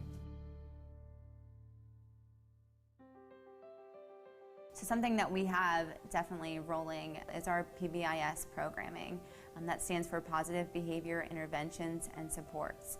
We've been doing it for quite a while now, and it has worked, I feel, very successfully because those kids are getting more attention when they need it. We have 4 expectations for all students, and those are being respectful, responsible, ready, and safe. Anytime that we catch them being one of those 4 things, they're acknowledged with a Paul ticket, and then they can use those rewards to obtain something that's an incentive to them. You know, those things that in life we go through as adults are also things that children go through. We've got things in place for each child. You know, our job is to set up that system. You know, how are we going to meet those needs? Since I've been teaching kindergarten, the classroom has changed tremendously when it comes to technology, especially. We have smart boards. We have one in every classroom in Mifflin County, so that's an awesome thing. You see districts across the Commonwealth eliminating you know, music and art, and here the Mifflin County School District is doubling down on those efforts. I feel like we are on the upswing of really positive change. We're going in a positive direction for our students at the elementary level. What you're going to see is safety has been invested heavily. You're talking secure entries into each school. Before you even get past the main office, we're scanning again to make sure that you're somebody that can be around our students. Combine that with the incredible academic experience, they're going to feel empowered to be productive members of the community and of our society. They know how important it is to try and have as small of class size as you can and to really, you know, give the kids their best foot forward coming into school. The most important thing in everybody's life is their child, and trusting your child to a team of folks every day when they're getting on that school bus to ensure that their safety is the most important thing. Our students come in with a lot of different needs and a lot of different skill deficits. We feel ready to kind of tackle that and meet their needs no matter what they come in with. After 25 years, I absolutely love kindergarten. It's the best grade ever, in my opinion. Seeing the excitement for learning and seeing each student come off of that school bus every day is the favorite part of my day. Greeting every student, asking them how they're doing, seeing what's been going on in their world. There's something special about that not everybody gets to experience. I often say you can't have a bad day if you've walked into a kindergarten classroom and seen, you know, 20 students with their hands on their hearts saying the Pledge of Allegiance with their squeaky voices going. That's a great day. The Mifflin County School District, your school system of choice.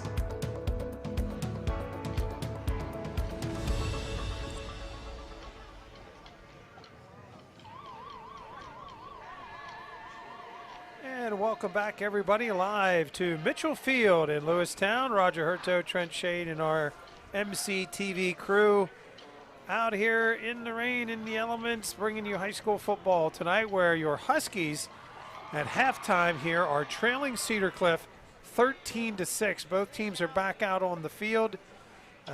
getting into their stretches and warm-up routines.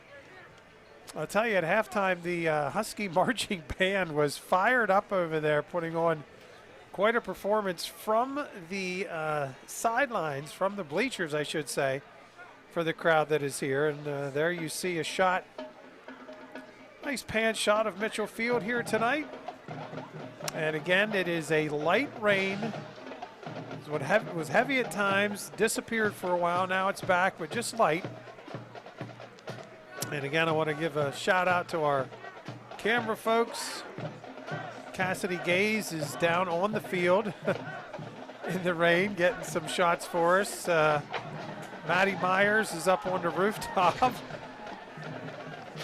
Somehow, I'm not sure how we ended up in here. I'm not too sure. I'm feeling a little guilty, actually, about that right now. I do feel a little bad. But the ladies are out in the elements there tonight, and then Sydney Kyle right outside our booth giving you that shot, actually, that you're looking at right now. So, again, kudos to Cassidy, Sydney, and Maddie for getting all of our camera work for us tonight. MCTV's sports coverage here in the fall is coming to a close here shortly. We got football here tonight. I think I have a volleyball match coming at you sometime next week. And then I believe that might be it as far as our sports coverage goes for MCTV streams this fall. We hope you enjoyed what we could do for you. And again, depending on what happens with the pandemic in the coming weeks, we certainly hope that we're going to be able to bring you the winter sports season, Husky wrestling, Husky boys and girls basketball, and also swimming from the YMCA. At least that's our hope and plan. And of course, there is bowling as well. Might be interesting to see what we can do there. I don't know how everything will work, but if there's a chance at all that we can bring it to you, we'll certainly do our best to do so. So here we go, folks. We're set to start the second half of play. The Huskies will kick it off. Clock still ticking. I don't know if the officials are aware of that yet, as the halftime clock has not yet expired. Yeah, they are, because the head linesman is staying over the football there, taking a look at it.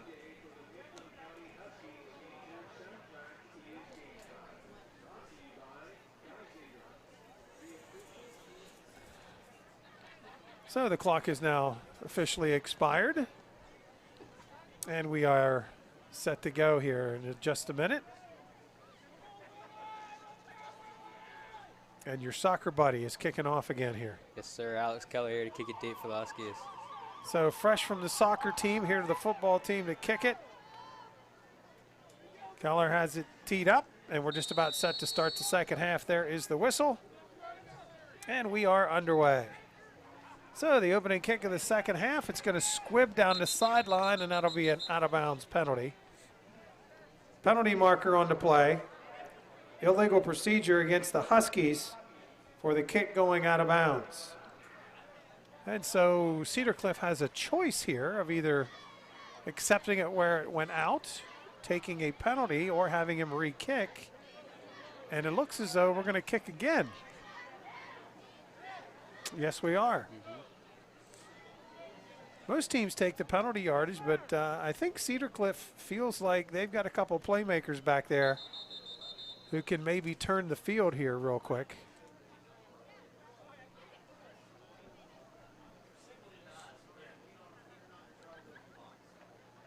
And I guess we have a problem with the clock, which we now have fixed.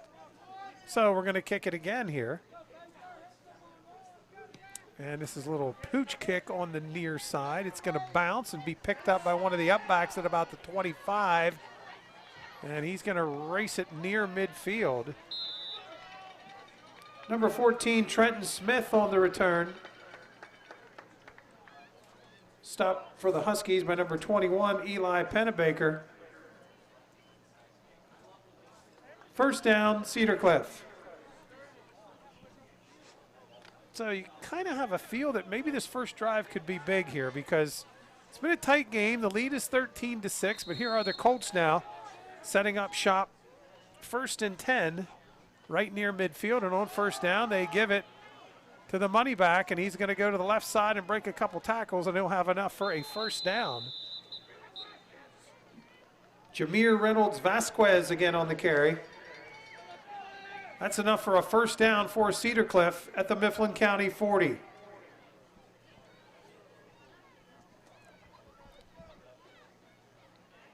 Earlier today, by the way, on MCTV, we had girls field hockey, and it was a really good game for our Lady Huskies today. Unfortunately, a 1-0 loss to Cumberland Valley. Field hockey team is back in action again tomorrow. There's another give to the tailback right up the middle, and once again, it is Reynolds Vasquez. Reynolds Vasquez again, the ball carrier. Gain of 5 on the play. Second down and 5. So the Colts trying to work on that clock a little bit as they keep pounding it up the gut here. 11 minutes and counting in the third quarter. They're leading 13-6, and there goes Vasquez again. Reynolds Vasquez again, the ball carrier. That's enough for a first down for the Colts at the Mifflin County 29. So 1st and 10, Cedar Cliff. Looks like the rain has subsided again. At least the umbrellas have gone down. And the Colts come with wideouts to each side of the field. And again, Reynolds Vasquez right beside the quarterback, Gannon McMeans. McMeans is going to throw, and it's caught on the near side. McMeans' pass is complete to number 9, Mark Paradine.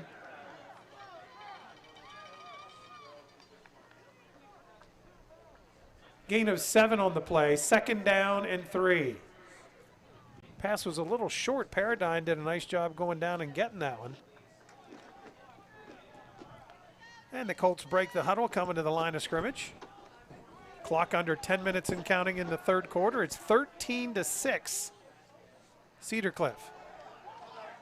Give to the tailback. Reynolds Vasquez dances around the end and now cuts straight up the middle and almost broke it.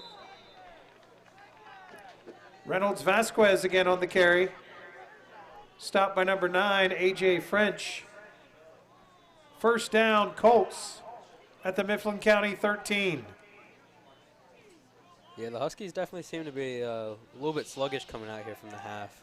Yeah, they do, and this is a kind of an in-your-face, just pound-it drive so far for the Colts. Maybe we can get another turnover here. Let's see if we can make something happen. Instead, it's Reynolds Vasquez up the middle. Nothing much there that time. Reynolds Vasquez again, the carrier. And that's our number 51 again on that tackle there. Jackson Popo, yes, sir.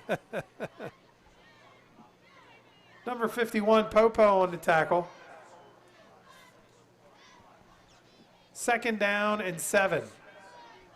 So a gain of 3 on the play. Second down and 7. Football standing just inside the 10-yard line as the Colts come to the line of scrimmage.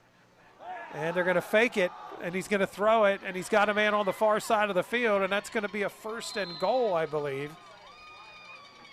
Pass complete to number 4, Adam Enrico.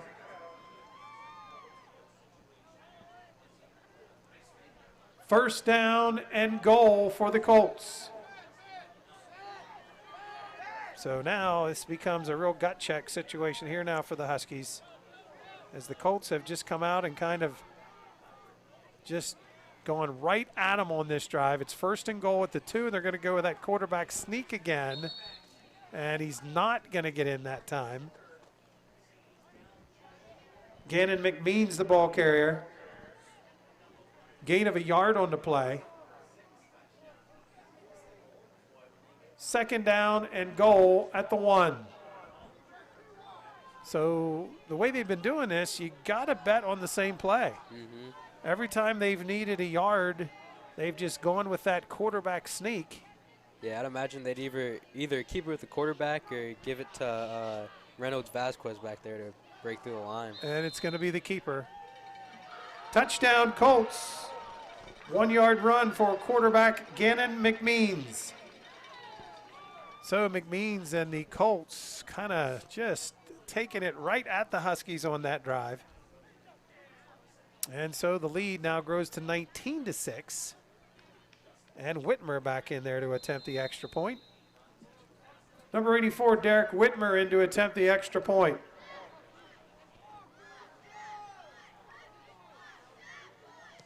There's the snap, the set, the kick is good.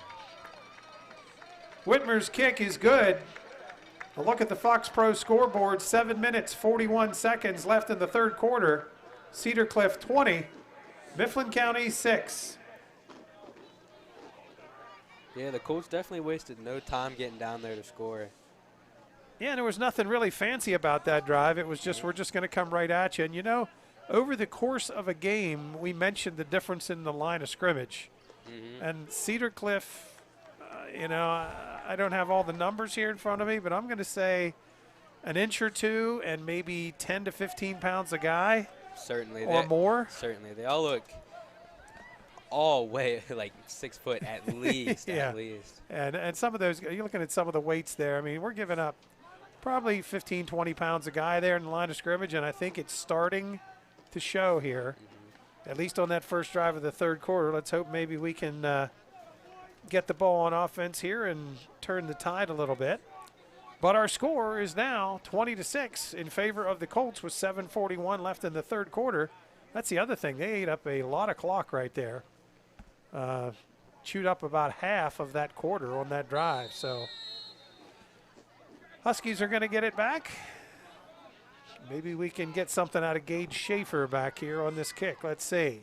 Whitmer will tee it up. Kick is away. It's deep, and it's going to go to Maidens at the 15. Maidens 20, 25, 30, and brought down at about the 35-yard line. Marshall Maidens on the return. Brought down by number 35, Parker Tarnocci. Oh, there's also a flag on the play. Penalty marker on the play. And the game's getting a little chippy out there now all of a sudden, it seems. Dead ball foul, personal foul against the Colts. So that's going to be a 15-yard penalty against the Colts. So they'll mark off 15 yards, and that'll be a little boost for the Huskies. They're going to put it at the 50. First and 10 for the Huskies at the 50. So the Huskies over center. And again, it is Lyons at quarterback. Lydens will give to Bickart. Bickart cuts back into the middle, nothing there. Cody Bickart, the ball carrier. Stopped by number 4, Adam Enrico. No gain on the play. Second down.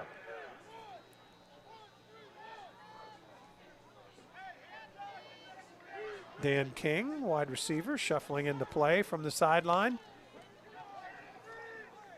Huskies break the huddle.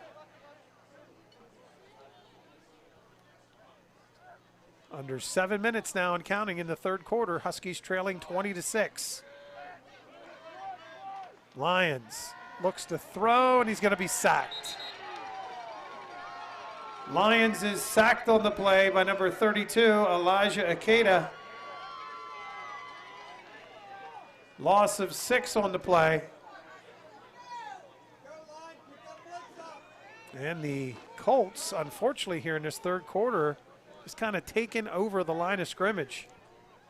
Yeah, and the Huskies keep going with that run play, but it just is not forming out for them. Trying that misdirection, and by the time it's coming back the opposite way, they're just busting through there. Yeah, and it looks like on the last play, the Colts keep moving their middle linebackers up into the box there. So it's 3rd and 15. Lyons' pass is caught. Nice throw by Lyons that time. Unfortunately, we couldn't stay on our feet. Lyons' pass complete to number 12, Devin McCalebs. 3rd down.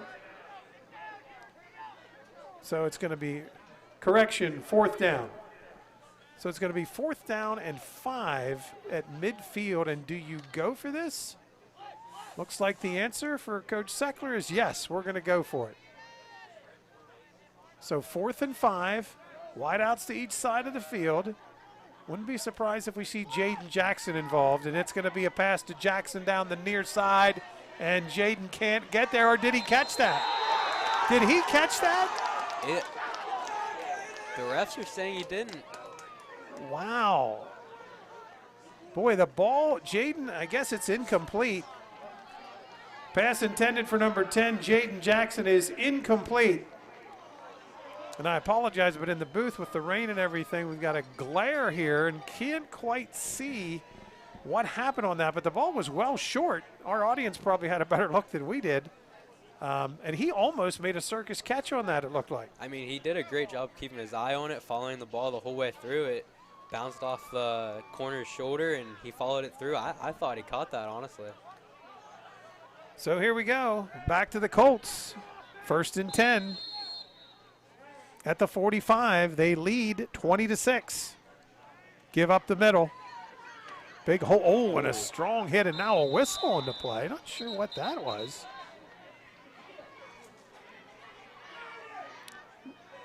Number 40, Isaiah Almond, the ball carrier.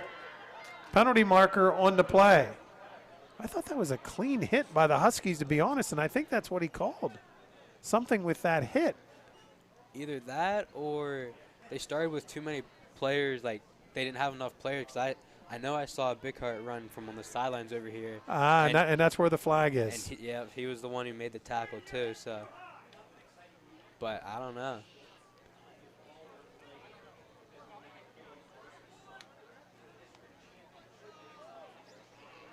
I think that's an illegal substitution against the Huskies. So he was late getting on the field.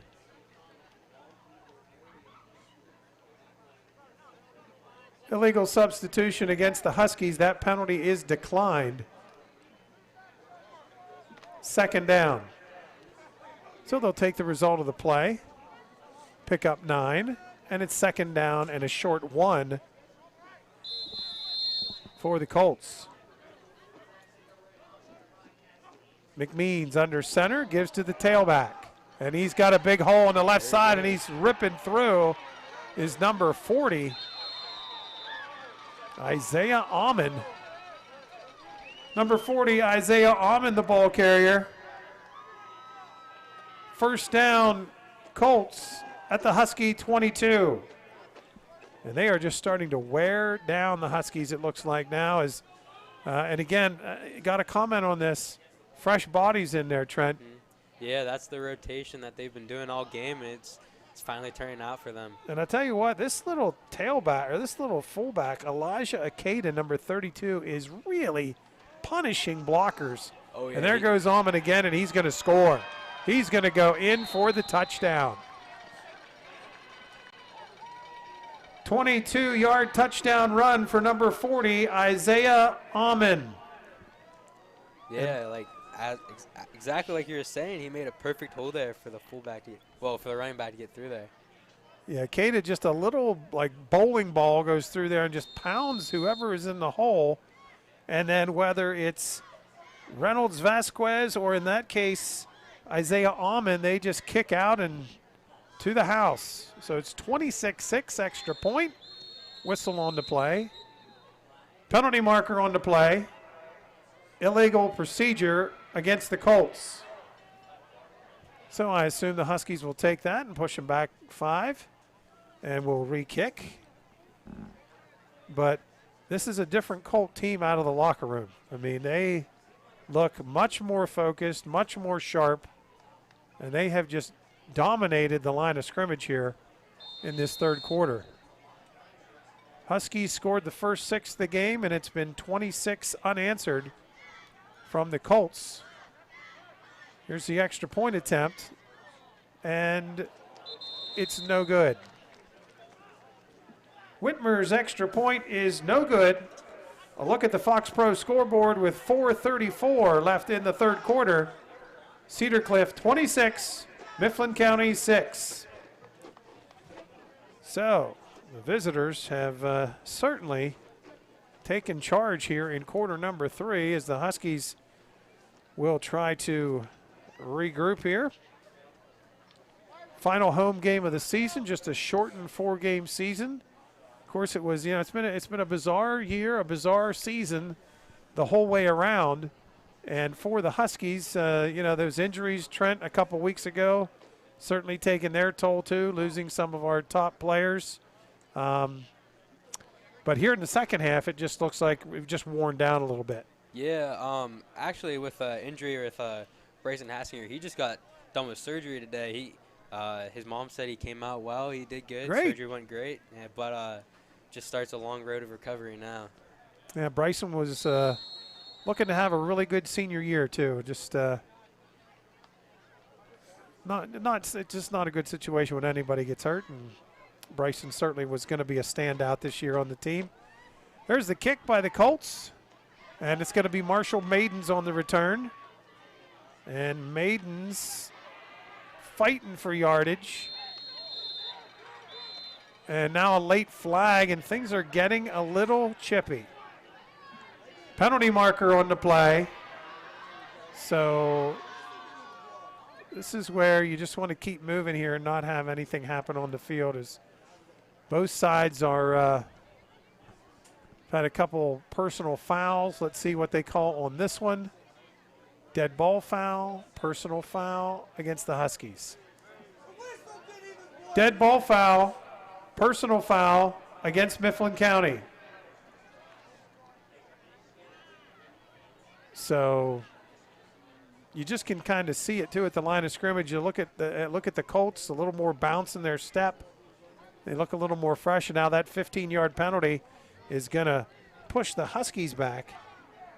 See where they're actually going to put the ball down at. It's going to be inside the 15, so we'll start from about our 14-yard line, I believe.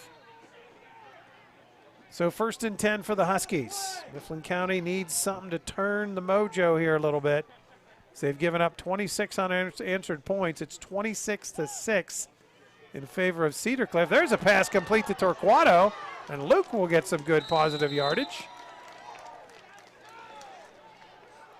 Drake Schaefer's pass complete to number 5, Luke Torquato.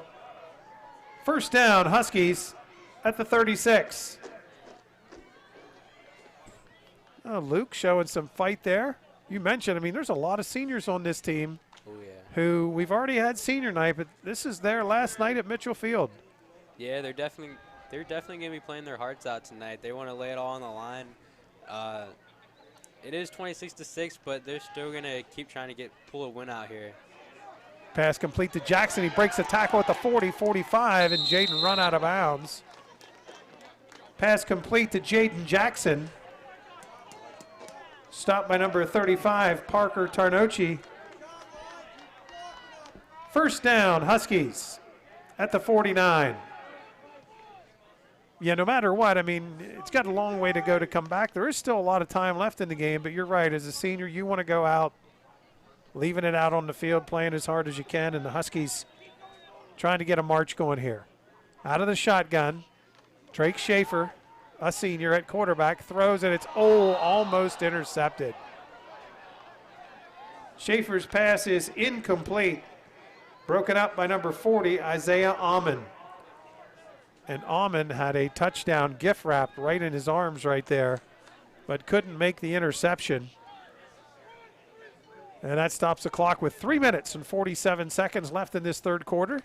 Boy, as fast as the first and second quarter went, this third quarter is just crawling along. Yeah, it's definitely feels like it's taking a lot longer.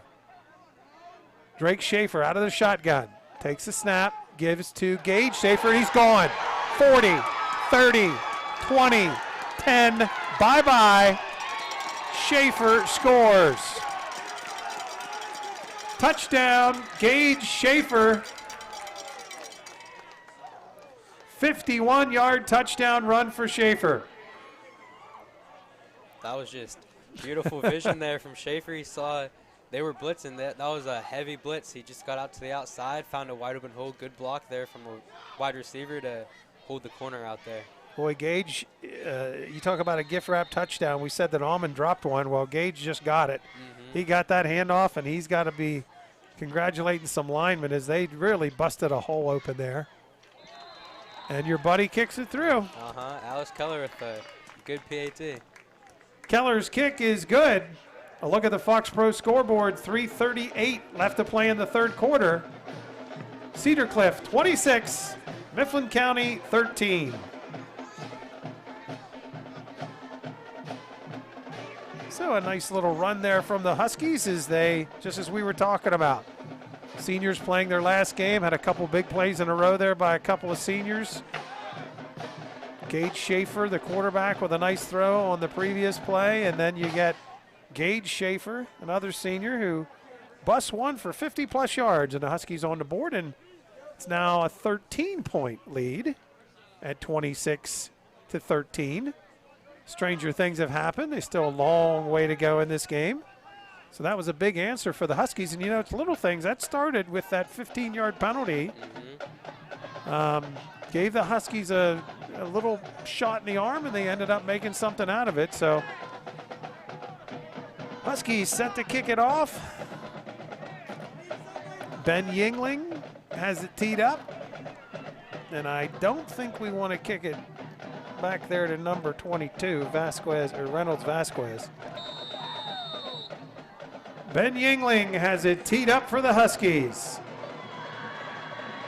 So Yingling, who tried a field goal from 45 yards earlier in the game but didn't quite get enough of it, is now set to kick off. And Yingling boots it away, and they kick it away from Vasquez. Good idea. It's to the 25-30. And gang tackled right at about the 30-yard line. And boy, there's some hitting going on out there right now. And with this cold weather, that's hurting right now when you get hit. And Mitchell Field not known for being necessarily soft when you, not at all. When you hit the ground. It's more of the old frozen tundra here at Mitchell Field. So it's 1st and 10 for the Colts. They come to the line of scrimmage. 3 minutes, 31 seconds left in the third quarter. They are in front, 26-13. And they're going to go to Reynolds Vasquez. He's straight up the middle, spins the other way for a couple. Reynolds Vasquez, the ball carrier.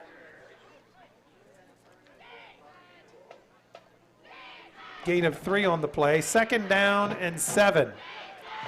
So you sense a little life here for the Huskies a little bit, the ebb and flow of the game. Band fired up, trying to get the defense going. Pass to the near side, complete at the 30 and run out of bounds at the 35, and a strong tackle there for the Huskies. Pass complete to number 14, Trenton Smith. Brought down for the Huskies by number 36, Tyler Hunter. And they are going to spot that football at the 36. So a pretty big 3rd and 3 here. 3rd down and 3 for the Husky defense.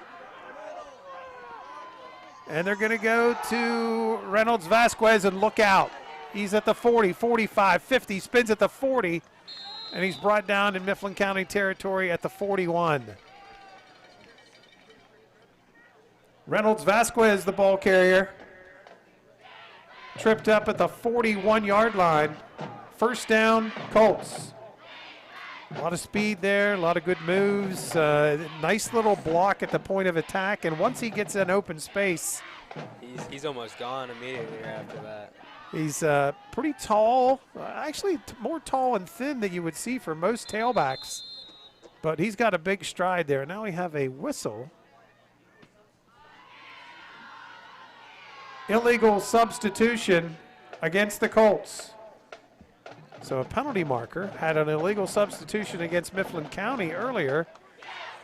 This time it'll go against the Colts. And so 1st and 15 now for Cedar Cliff.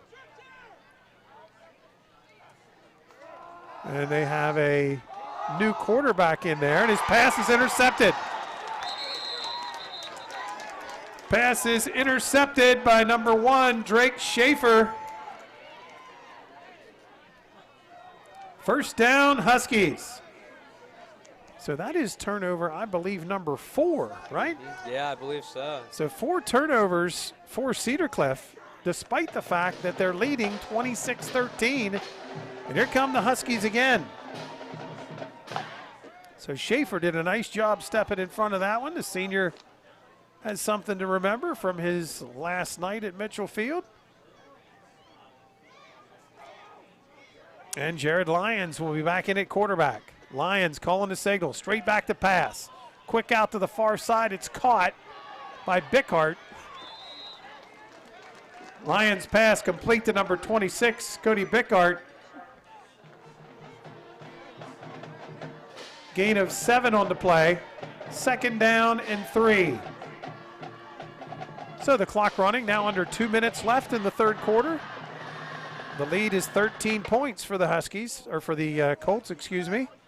So Huskies need 2 scores to get back in this. Plenty of time left to make it happen.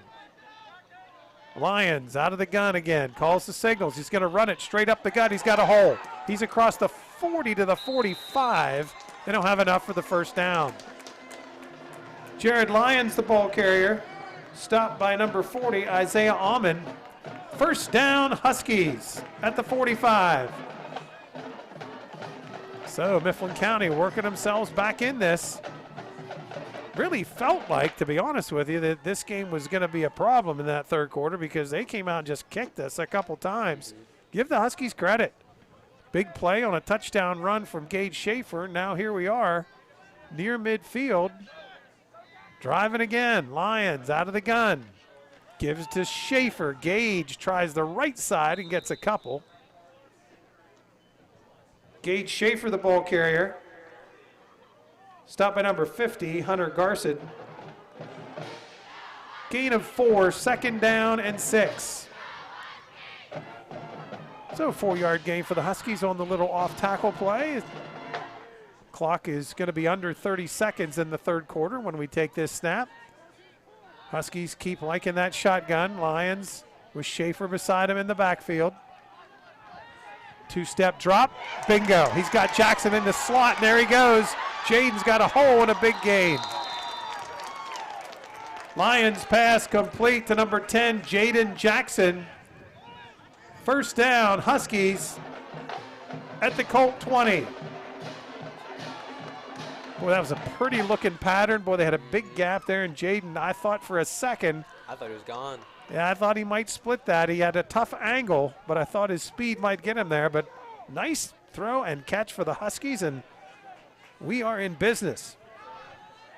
4 seconds. They might get this play off, and they do. So they're going to give out on a handoff on the near side. That's going to be the final play of the quarter.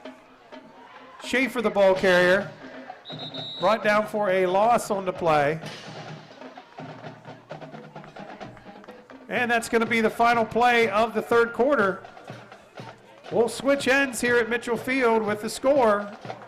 Colts 26, Huskies 13. So the Husky band with their socially distanced routine from the far side of the field, they have not stopped the entire game. Well, I mean, they got to have a way to stay warm out there. That is true. Yeah, there's no hot chocolate here at Mitchell Field tonight. There's no concession stands, of course, because of the situation we're all in. But the band is having a fun time here. Let's hope the football team can end on a positive note as well as we switch ends for the final time this season at Mitchell Field. Hard to believe that the football season is going to be over, at least for the home games. They do have one more game next week on the road.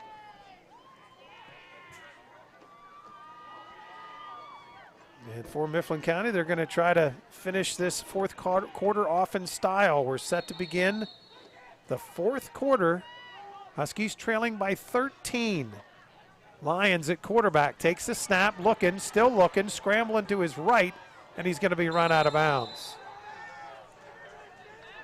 Lyons the ball carrier, and run out of bounds there by number 36, Zach Little. So it'll be 3rd down. So that's right, I forgot they ran that play at the end of the quarter, so it's now 3rd and 14.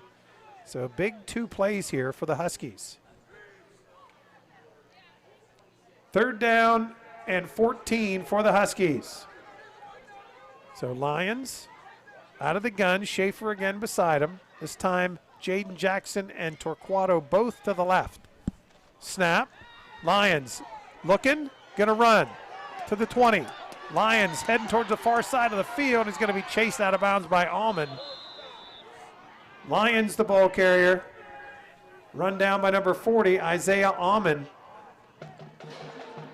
So that's a play the Lions had a decision to make there. He decided to try to go to the wide side of the field. Might have been better to cut it up the middle that time.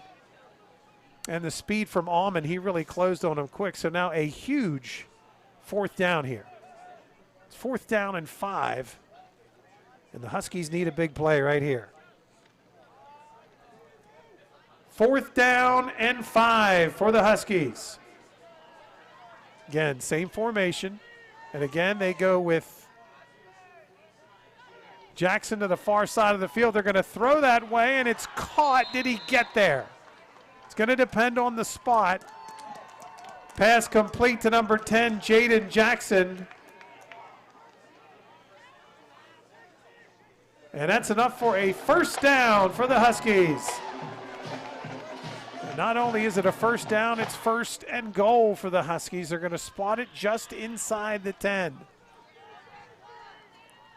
1st down and goal for the Huskies. So Mifflin County to the line of scrimmage. Big 4th down conversion, trying to stay in this. Lyons keeps it. Oh, and he is really rocked that time by the linebacker. That was number 32 knifing through there. Lyons on the carry. Hit by number 32, Elijah Akeda. 2nd down. Boy, that was a shot right there that Akeda just delivered. And again, folks, it is cold, wet, and I'm sure that one, he'll feel that a little later. 2nd down and goal for the Huskies. Lyons rolling this way, looking, still looking, throws in and out of the hands of Torquato. Lyons pass intended for number 5, Luke Torquato, is incomplete. 3rd down. So that was 6, they had it. Yeah, the rain just started back up. Maybe the ball got wet there for a little bit, or his gloves or something, but just unlucky. Again, you don't want to make excuses for the kids, and I'm sure Luke wouldn't make excuses either, but it is cold, it is wet. But that's one I'm sure he'd love to have back, but we've got 2 more chances to get it. 3rd down and goal here. Again, same formation, Jackson to the wide side of the field. And it's going to be Lyons throwing to the end zone. It's going to be intercepted. And a penalty marker on the play, though. Lyons' pass is intercepted on the play by number 9, Mark Paradine. There is a penalty marker on the play. And I don't know if this was after the play was over or because it's after the play, the interception will stand. It's going to be roughing the passer, and we're going to keep the football. Roughing the passer against the Colts. So this is a huge penalty here. Take the interception away. Take the interception away and give us yardage now half the distance to the goal, and I think Lyons is going to have to come out here now. Boy, I tell you what, Jared has taken quite a few shots here tonight. And he's shaking that one, trying to shake that one off. So Lyons is out. Number 1, Drake Schaefer back in there. Huskies have it 1st and goal at the 3. Torquato in motion. Drake Schaefer's going to keep it himself, and he's not going to get there. Drake Schaefer, the ball carrier. And let's see where they're going to spot this. It looks like the 1 yard line. Second down and goal from the 1. So at the 1 yard line, let's see if we'll do the same play again or not. They went with the quarterback. Maybe they'll go to Schaefer again, and they are. And Drake is not going to get there. Number 1, Drake Schaefer again on the carry. No gain on the play. Third down and goal. So, having to work for it here. And now a timeout by Mifflin County. Timeout, Huskies. So the Huskies will take a timeout. Offense will walk over and talk this over. It's third down and goal at the 1. Husky band not stopping.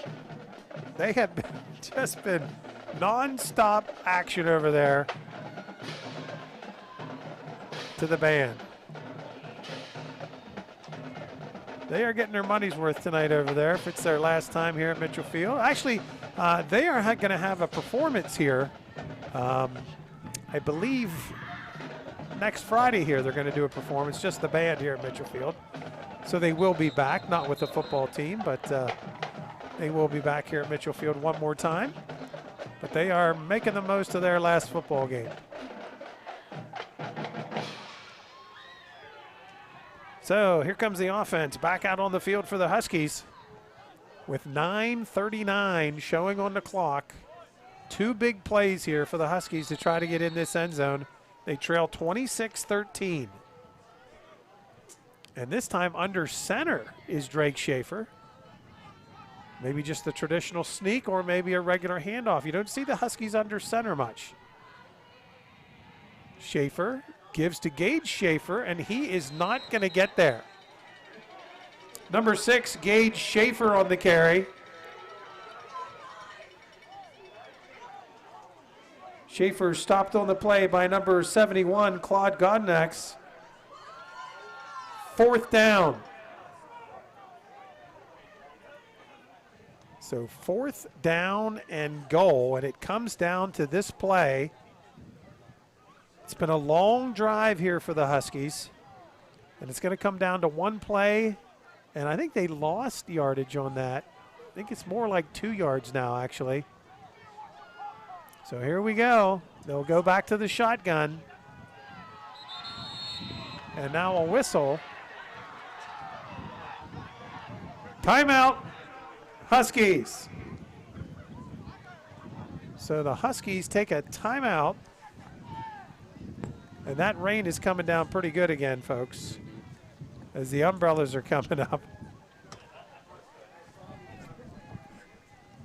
And I think we're hearing it on our crowd mic upstairs there a little bit too now.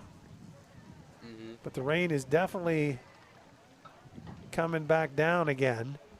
Huskies meeting with their coaches again. Obviously, you know, needless to say, this is a big play here. With 8:52 left, you really can't come up with nothing here. Yeah, this play is definitely a big turning point. If they get in, it gives them like 8 minutes to stop the Colts and then be able to get a drive of their own to get one back to tie it up. But if they don't get it in, it's probably going to be pretty hard for them to get 2 touchdowns. So here we go.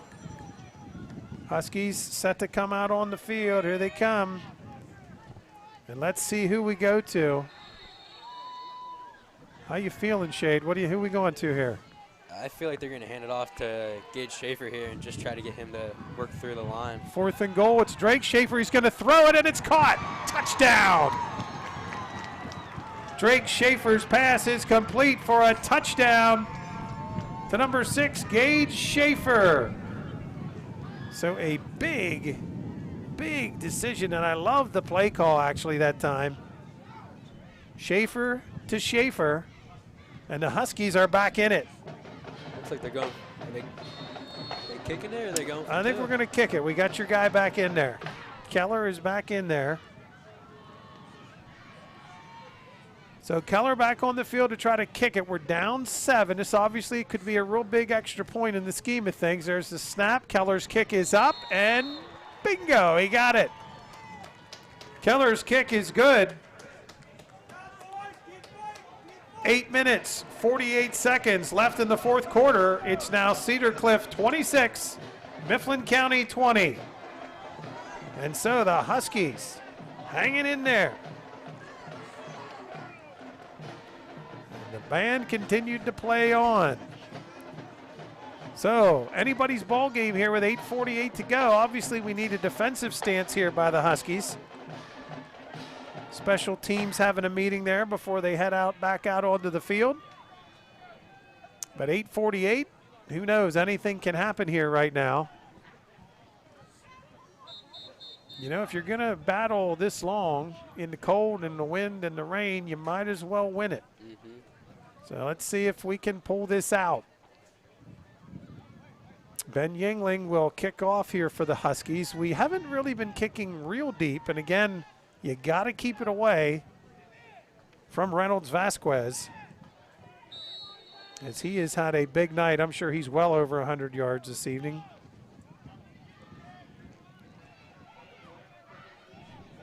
And so we're going to go up top to the wide shot. Matty Myers up there in the rain, bringing it to us. Ben Yingling has it teed up. And Yingling's going to kick it deep, and this time they come to the near side with it. And that's going to be run number 2, trying to get outside, and he's tackled on the play. Nice job there for the Huskies. Number 2, Raymond Garcia on the return. Stop for the Huskies by number 2, Braden Schaefer. So it's 1st and 10 for the Colts. 8:41 to go. And if the Huskies are going to win it, they're going to need the defense to get the ball back here and not allow any more points to this Cedar Cliff offense. There's a good look at the Husky defense as they get themselves ready for this. And it looks like, did we have a penalty on the play? I did not see any penalty marker on that. Well, it was a dead ball foul. Wow. They calling personal, did they go both ways there? Wow. I tell you what, there's been several flags tonight, folks, that we have not seen on the field. Either way, they march it off, and it'll be 1st and 10 for the Colts at the 35. They give it on the near side to Vasquez. He's going to get outside, and he's going to get knocked out of bounds. Reynolds Vasquez, the ball carrier. Penalty marker on the play. Holding against Cedar Cliff. So the Colts called for a hold. It was called by the back judge. So they'll march this one back as a football. A lot of penalties all of a sudden here. And this one will take the ball back to the 25, I believe. Yep, they'll put it at the 25.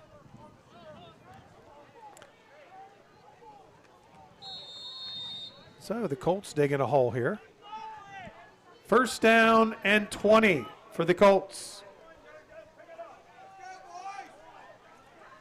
So up under center.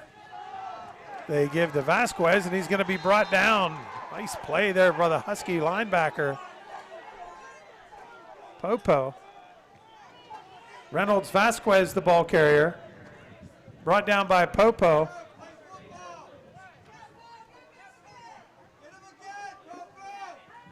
No gain on that play. They're going to call it, they are going to give him progress back to the line of scrimmage. So it's going to be 2nd down and 20. So the Husky defense in a good spot here. Need to make 2 plays here to get off the field and get their offense back out there. Gannon McMeans, the quarterback. They'll give to Reynolds Vasquez again, and he goes straight up the middle. Reynolds Vasquez, the ball carrier. Stop for the Huskies by number 36, Tyler Hunter. 3rd down. So 3rd down and 15 for the Colts.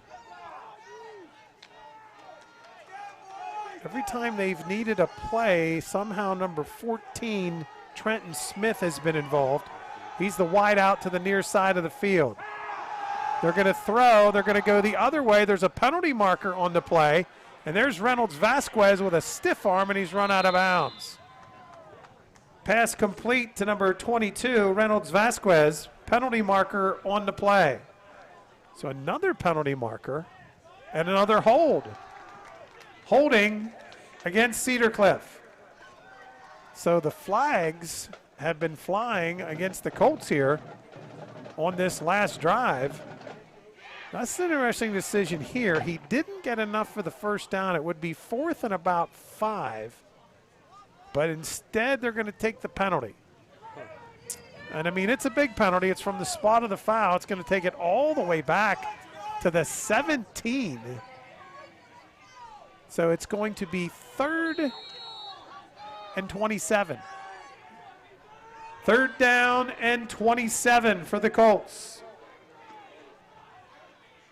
Out of the shotgun on 3rd and 27. They're going to chuck it deep on the near side. He's got a man, and it is incomplete.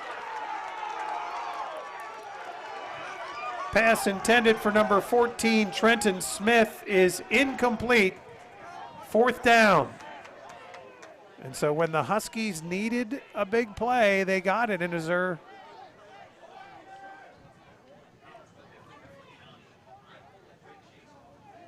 going to go obviously into punt formation here.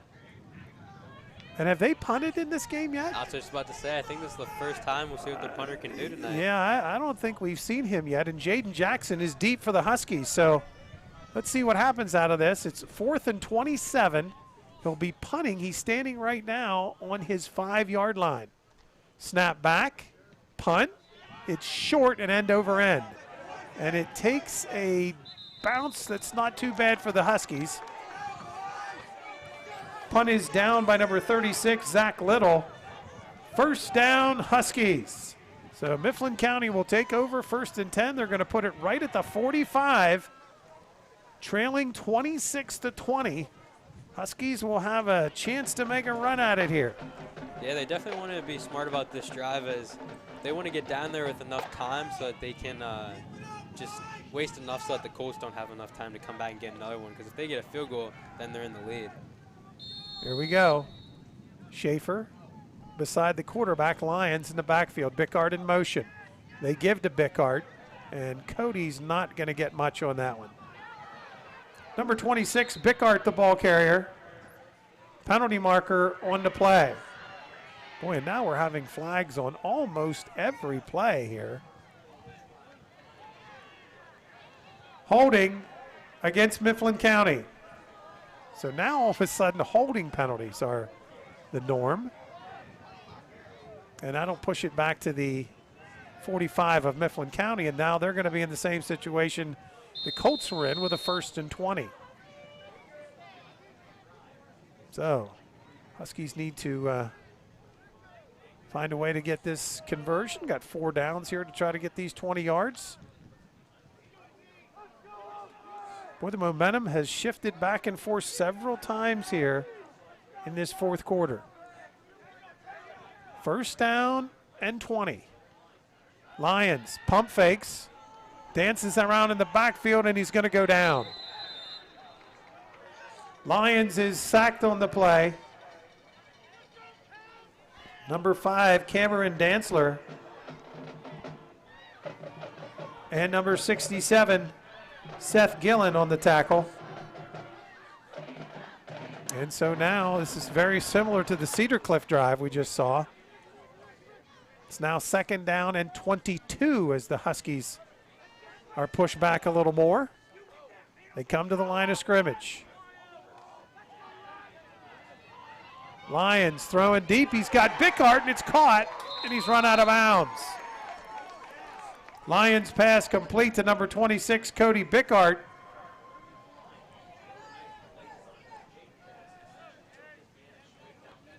That'll put the football at the 41-yard line. 3rd down and 6. Boy, nice completion that time for Mifflin County. That's what you wanted. You wanted to get some of that back. And now they have a very manageable 2 plays here to get 6 yards.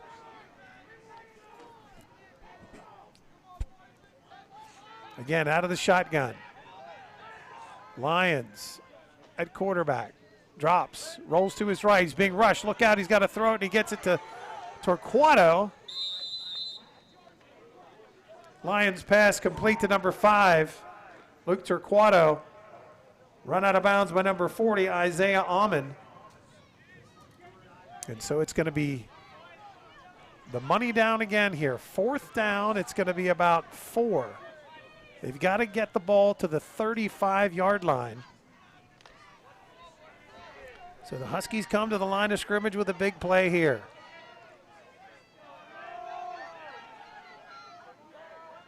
Fourth down and 4, out of the gun. He drops, he's looking, he throws, and it is caught by Bickart. Lions pass is complete to number 26, Cody Bickart. 1st down, Huskies. So a big throw there by Lions, and Bickart now hobbles off the field. It's like Cody's hurt with the left foot or ankle or maybe even a calf. So Cody comes off and goes and talks to the training staff. But a big conversion. It's 1st and 10 Huskies. Clock running, 4:24 to go. Mifflin County trailing 26-20. Lions, 3-step drop, looking. He's going to go deep. He's looking down in the corner of the end zone, and it's incomplete.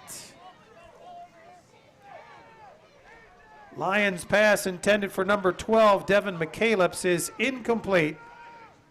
2nd down. Not normally a pattern you would see McCalebs run there. I think maybe that's why they did it, though, because he's typically, running possession-type routes. And that time he went with a fly pattern, but it's incomplete. Nothing hurt. And it's 2nd and 10. Again, out of the gun. Lions gives to Schaefer. Gage looking for a hole on the near side. Breaks a tackle, breaks another one, and he is gone. Touchdown, Huskies. Gage Schaefer, touchdown, Huskies. Wow, Gage just broke. They tried to make a shoulder tackle on him, and not going to happen. Gage just broke the tackle and was gone. That's 2 big touchdowns for Schaefer tonight. And with 4:02 to go, comes down to your buddy here. From the soccer team, Mr. Keller is out there to try to attempt an extra point to put him in front. It's 26-all with 4:02 to go, and they fumble the snap. Jackson picks it up. He throws it towards the end zone, and it's intercepted, which won't matter, and that's it. So, wow, a botched snap. Extra point attempt for the Huskies is no good. 4 minutes, 2 seconds to play. Cedar Cliff, 26. Mifflin County, 26. Boy, I tell you what, I'm really proud of this football team. Oh, yeah. It looked like things were not going to go well here in the second half, and these kids really circled the wagons, and they have found a way to get back in it. Yeah, like I said, they never gave up. They obviously didn't want to with it being their senior night or whatever. They gave it their all. They brought it back to even now. Wow, it's a lot of drama here. So we're basically starting a new game. It's 0-0 with 4:02 to go. Impressive comeback by this Husky team. Really says a lot about the kids, about the coaching staff. To be at this point of the season, have the setbacks that we've had this year, the tough losses we've had this year, and here we are fighting, tied at 26 with Cedar Cliff with 4:02 to go. So Ben Yingling will tee it up here for the Huskies.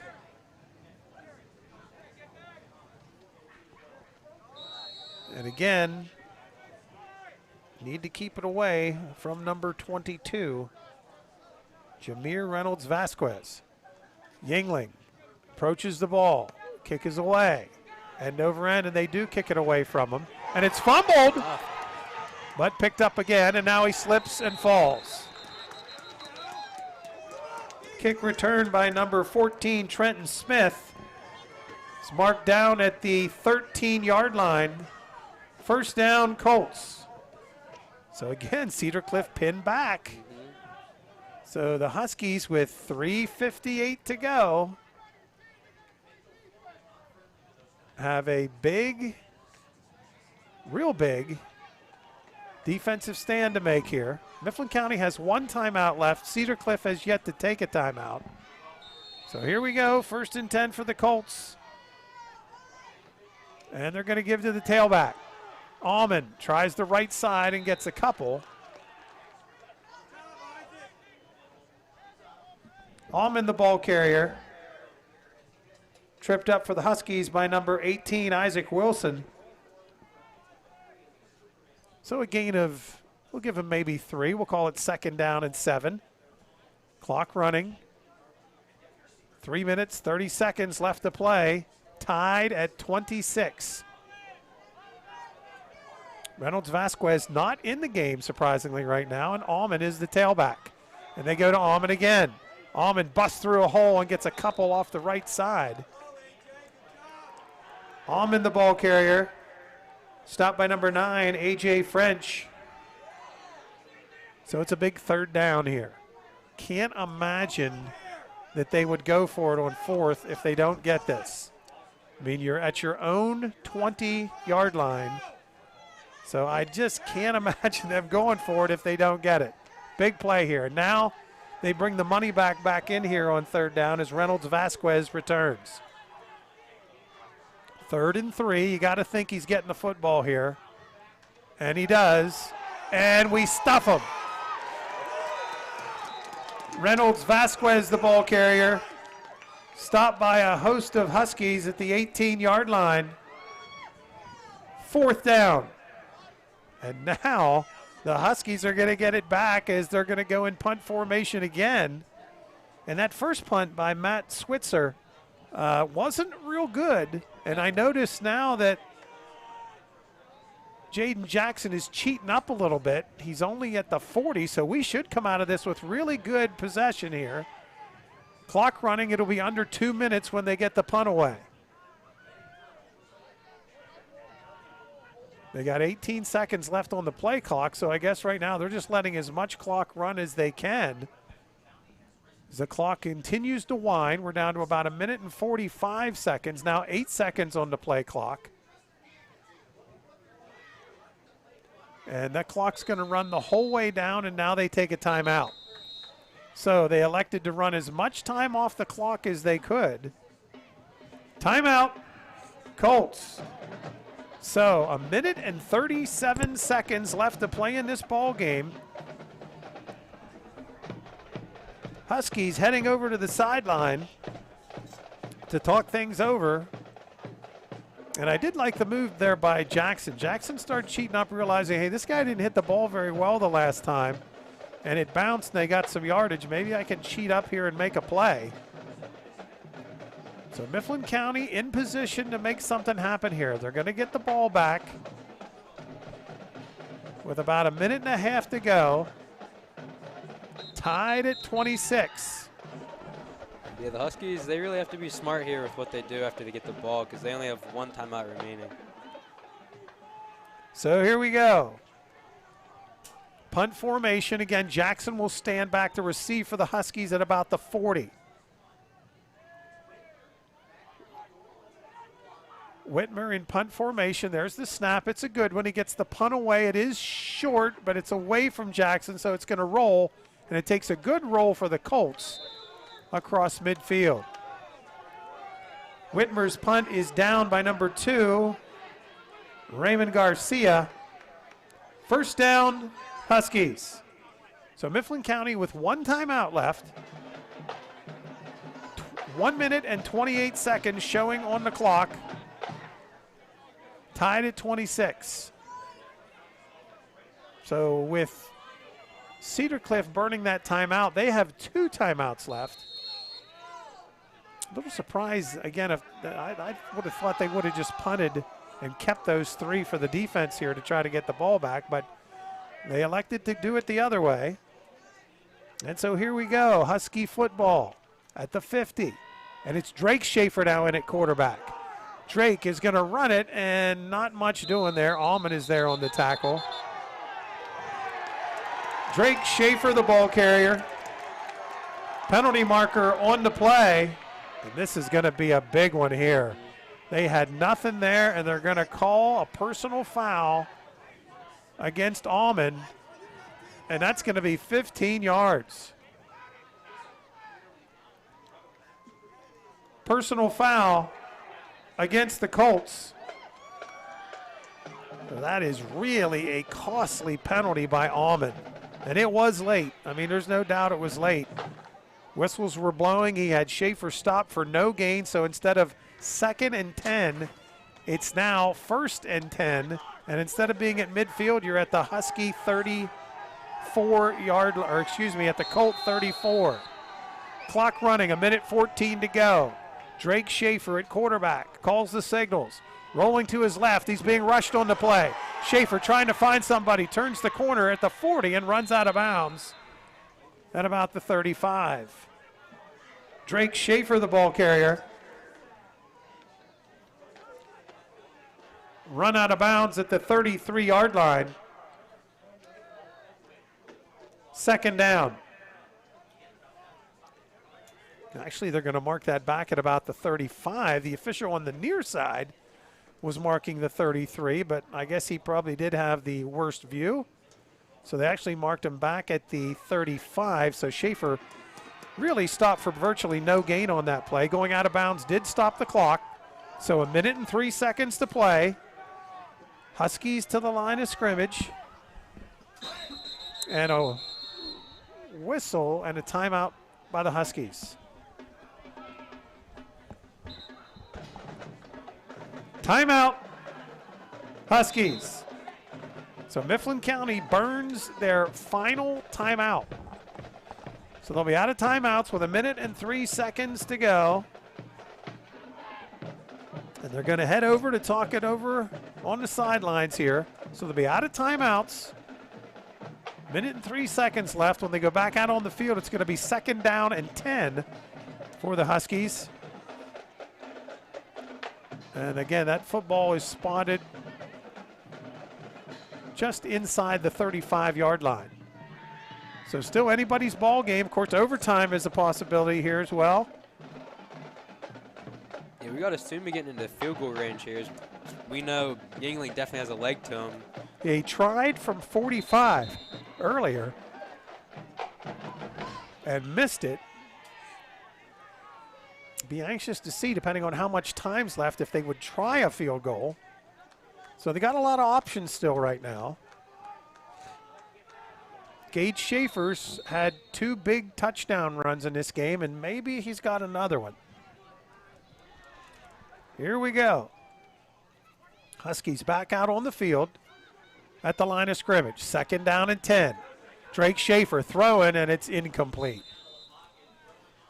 Schaefer's pass intended for Bickart is incomplete. 3rd down. So it's 3rd and 10. Now that stops the clock. And now if you're the Colts, you're probably thinking, okay, if we can stop them right here, we're going to take a timeout. And I can't imagine you're not going to try a field goal from this distance. You need at least 10 more yards or more to get a field goal attempt, and that's what we need for a 1st down. So big 3rd down here for the Huskies. 3rd and 10. Drake Schaefer, the quarterback, keeps it, and nothing there. Schaefer, the ball carrier. Stopped by number 31, K.C. Robinson. 4th down. So now what do you do? 4th down and 10. The clock is running, and are both teams just going to let it run? Well, the Huskies are out of timeouts, and I can't believe Cedar Cliff is just going to let this clock run. Wow. They have 2 timeouts left, but Cedar Cliff is just going to let it run. And are the Huskies just going to take a penalty here? Because they don't have a timeout to take. So Mifflin County is content to run down. I am surprised that Cedar Cliff let that clock run. I thought they'd try to get the ball back. Dead ball foul, delay of game against the Huskies. So Mifflin County playing for overtime. That's the decision. They take the penalty. They move it back 5 yards.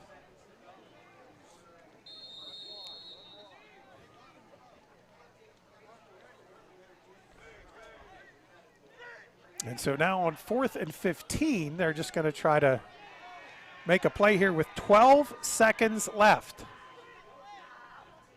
I would assume we're not going to throw it, but now we are. We are going to throw it. Schaefer's going to go deep with it, and it's going to be incomplete. So he threw it downfield. They just tried to take more time off the clock. There's 6 seconds left now for the Colts to work with. So that definitely was the plan, just run the clock out. They weren't comfortable with where they were on the field. Really surprised Cedar Cliff didn't try to force the action, though, there and take a timeout. Because the Colts could have had that ball with about 40 seconds if they wanted it, but evidently they were comfortable with overtime, too. And so we would assume we're going to see the Colts just take a knee here. Again, 6 seconds showing on the clock. We're tied at 26. And they are going to send receivers to both sides of the field. And they do have Reynolds Vasquez in the backfield with the quarterback. And they're going to go deep with it. They're going to throw it on the near side, and it's going to be incomplete. And the clock is stopped with 0.3 seconds left. And now we have an injury on the field. We have an official's timeout.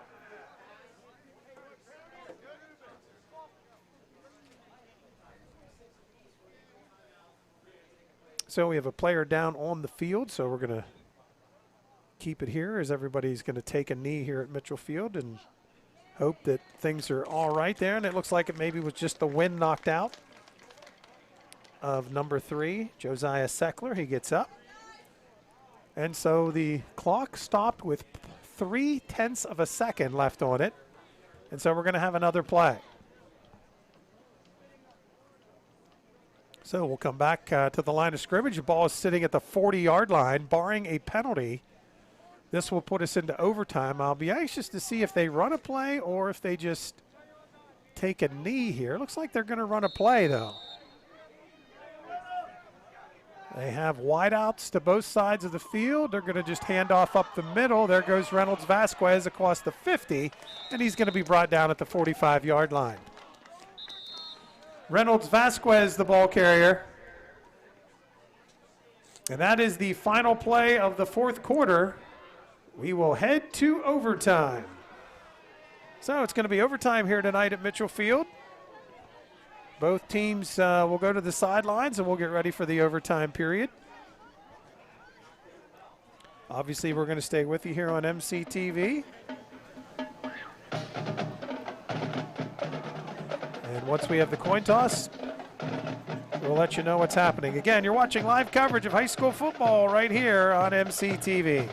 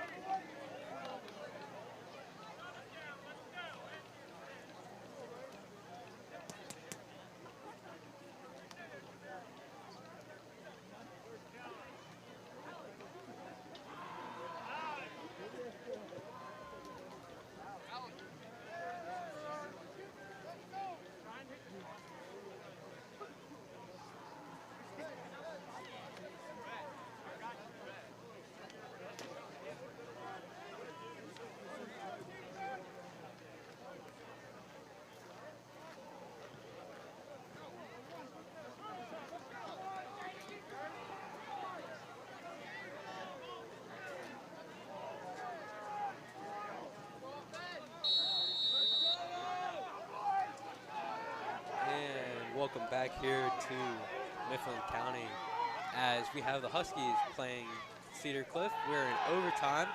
It is tied. Pass there by Drake Schaefer.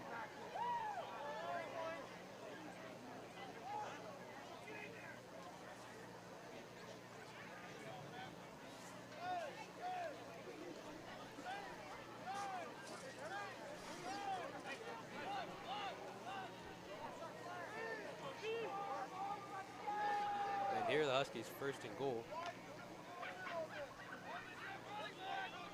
Second and goal, excuse me. Drake Schaefer and Gage Schaefer back there in shotgun. Drake gets it, keeps a hold of it, runs right down the middle. Stopped by a pile of Colts defense right there.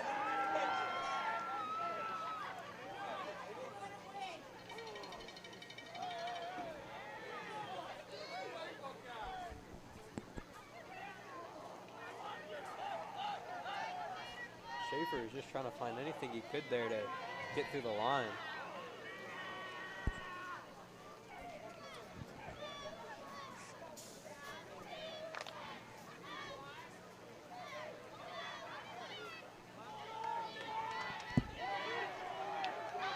Schaefer's back there again in shotgun. Drake gets it, steps back, looks to throw. Runs out right, ends up tossing on the ground.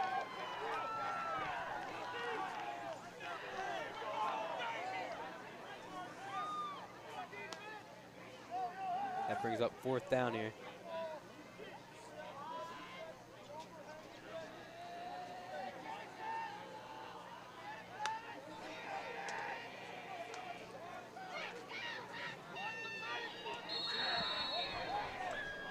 Then we have Yingling here to kick it for the Huskies.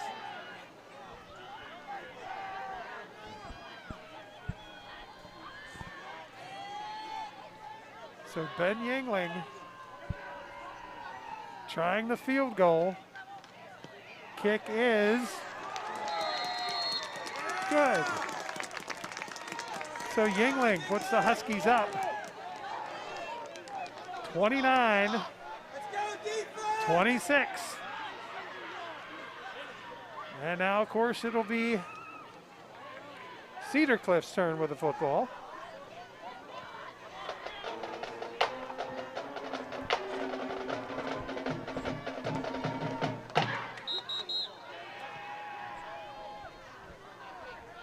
So it all comes down to the Husky defense here.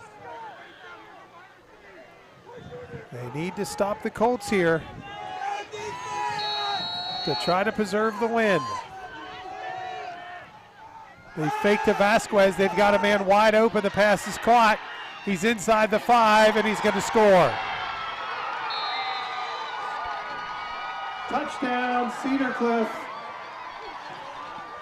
And that is going to be a gut-wrenching finish here at Mitchell Field. What a ball game. Overtime.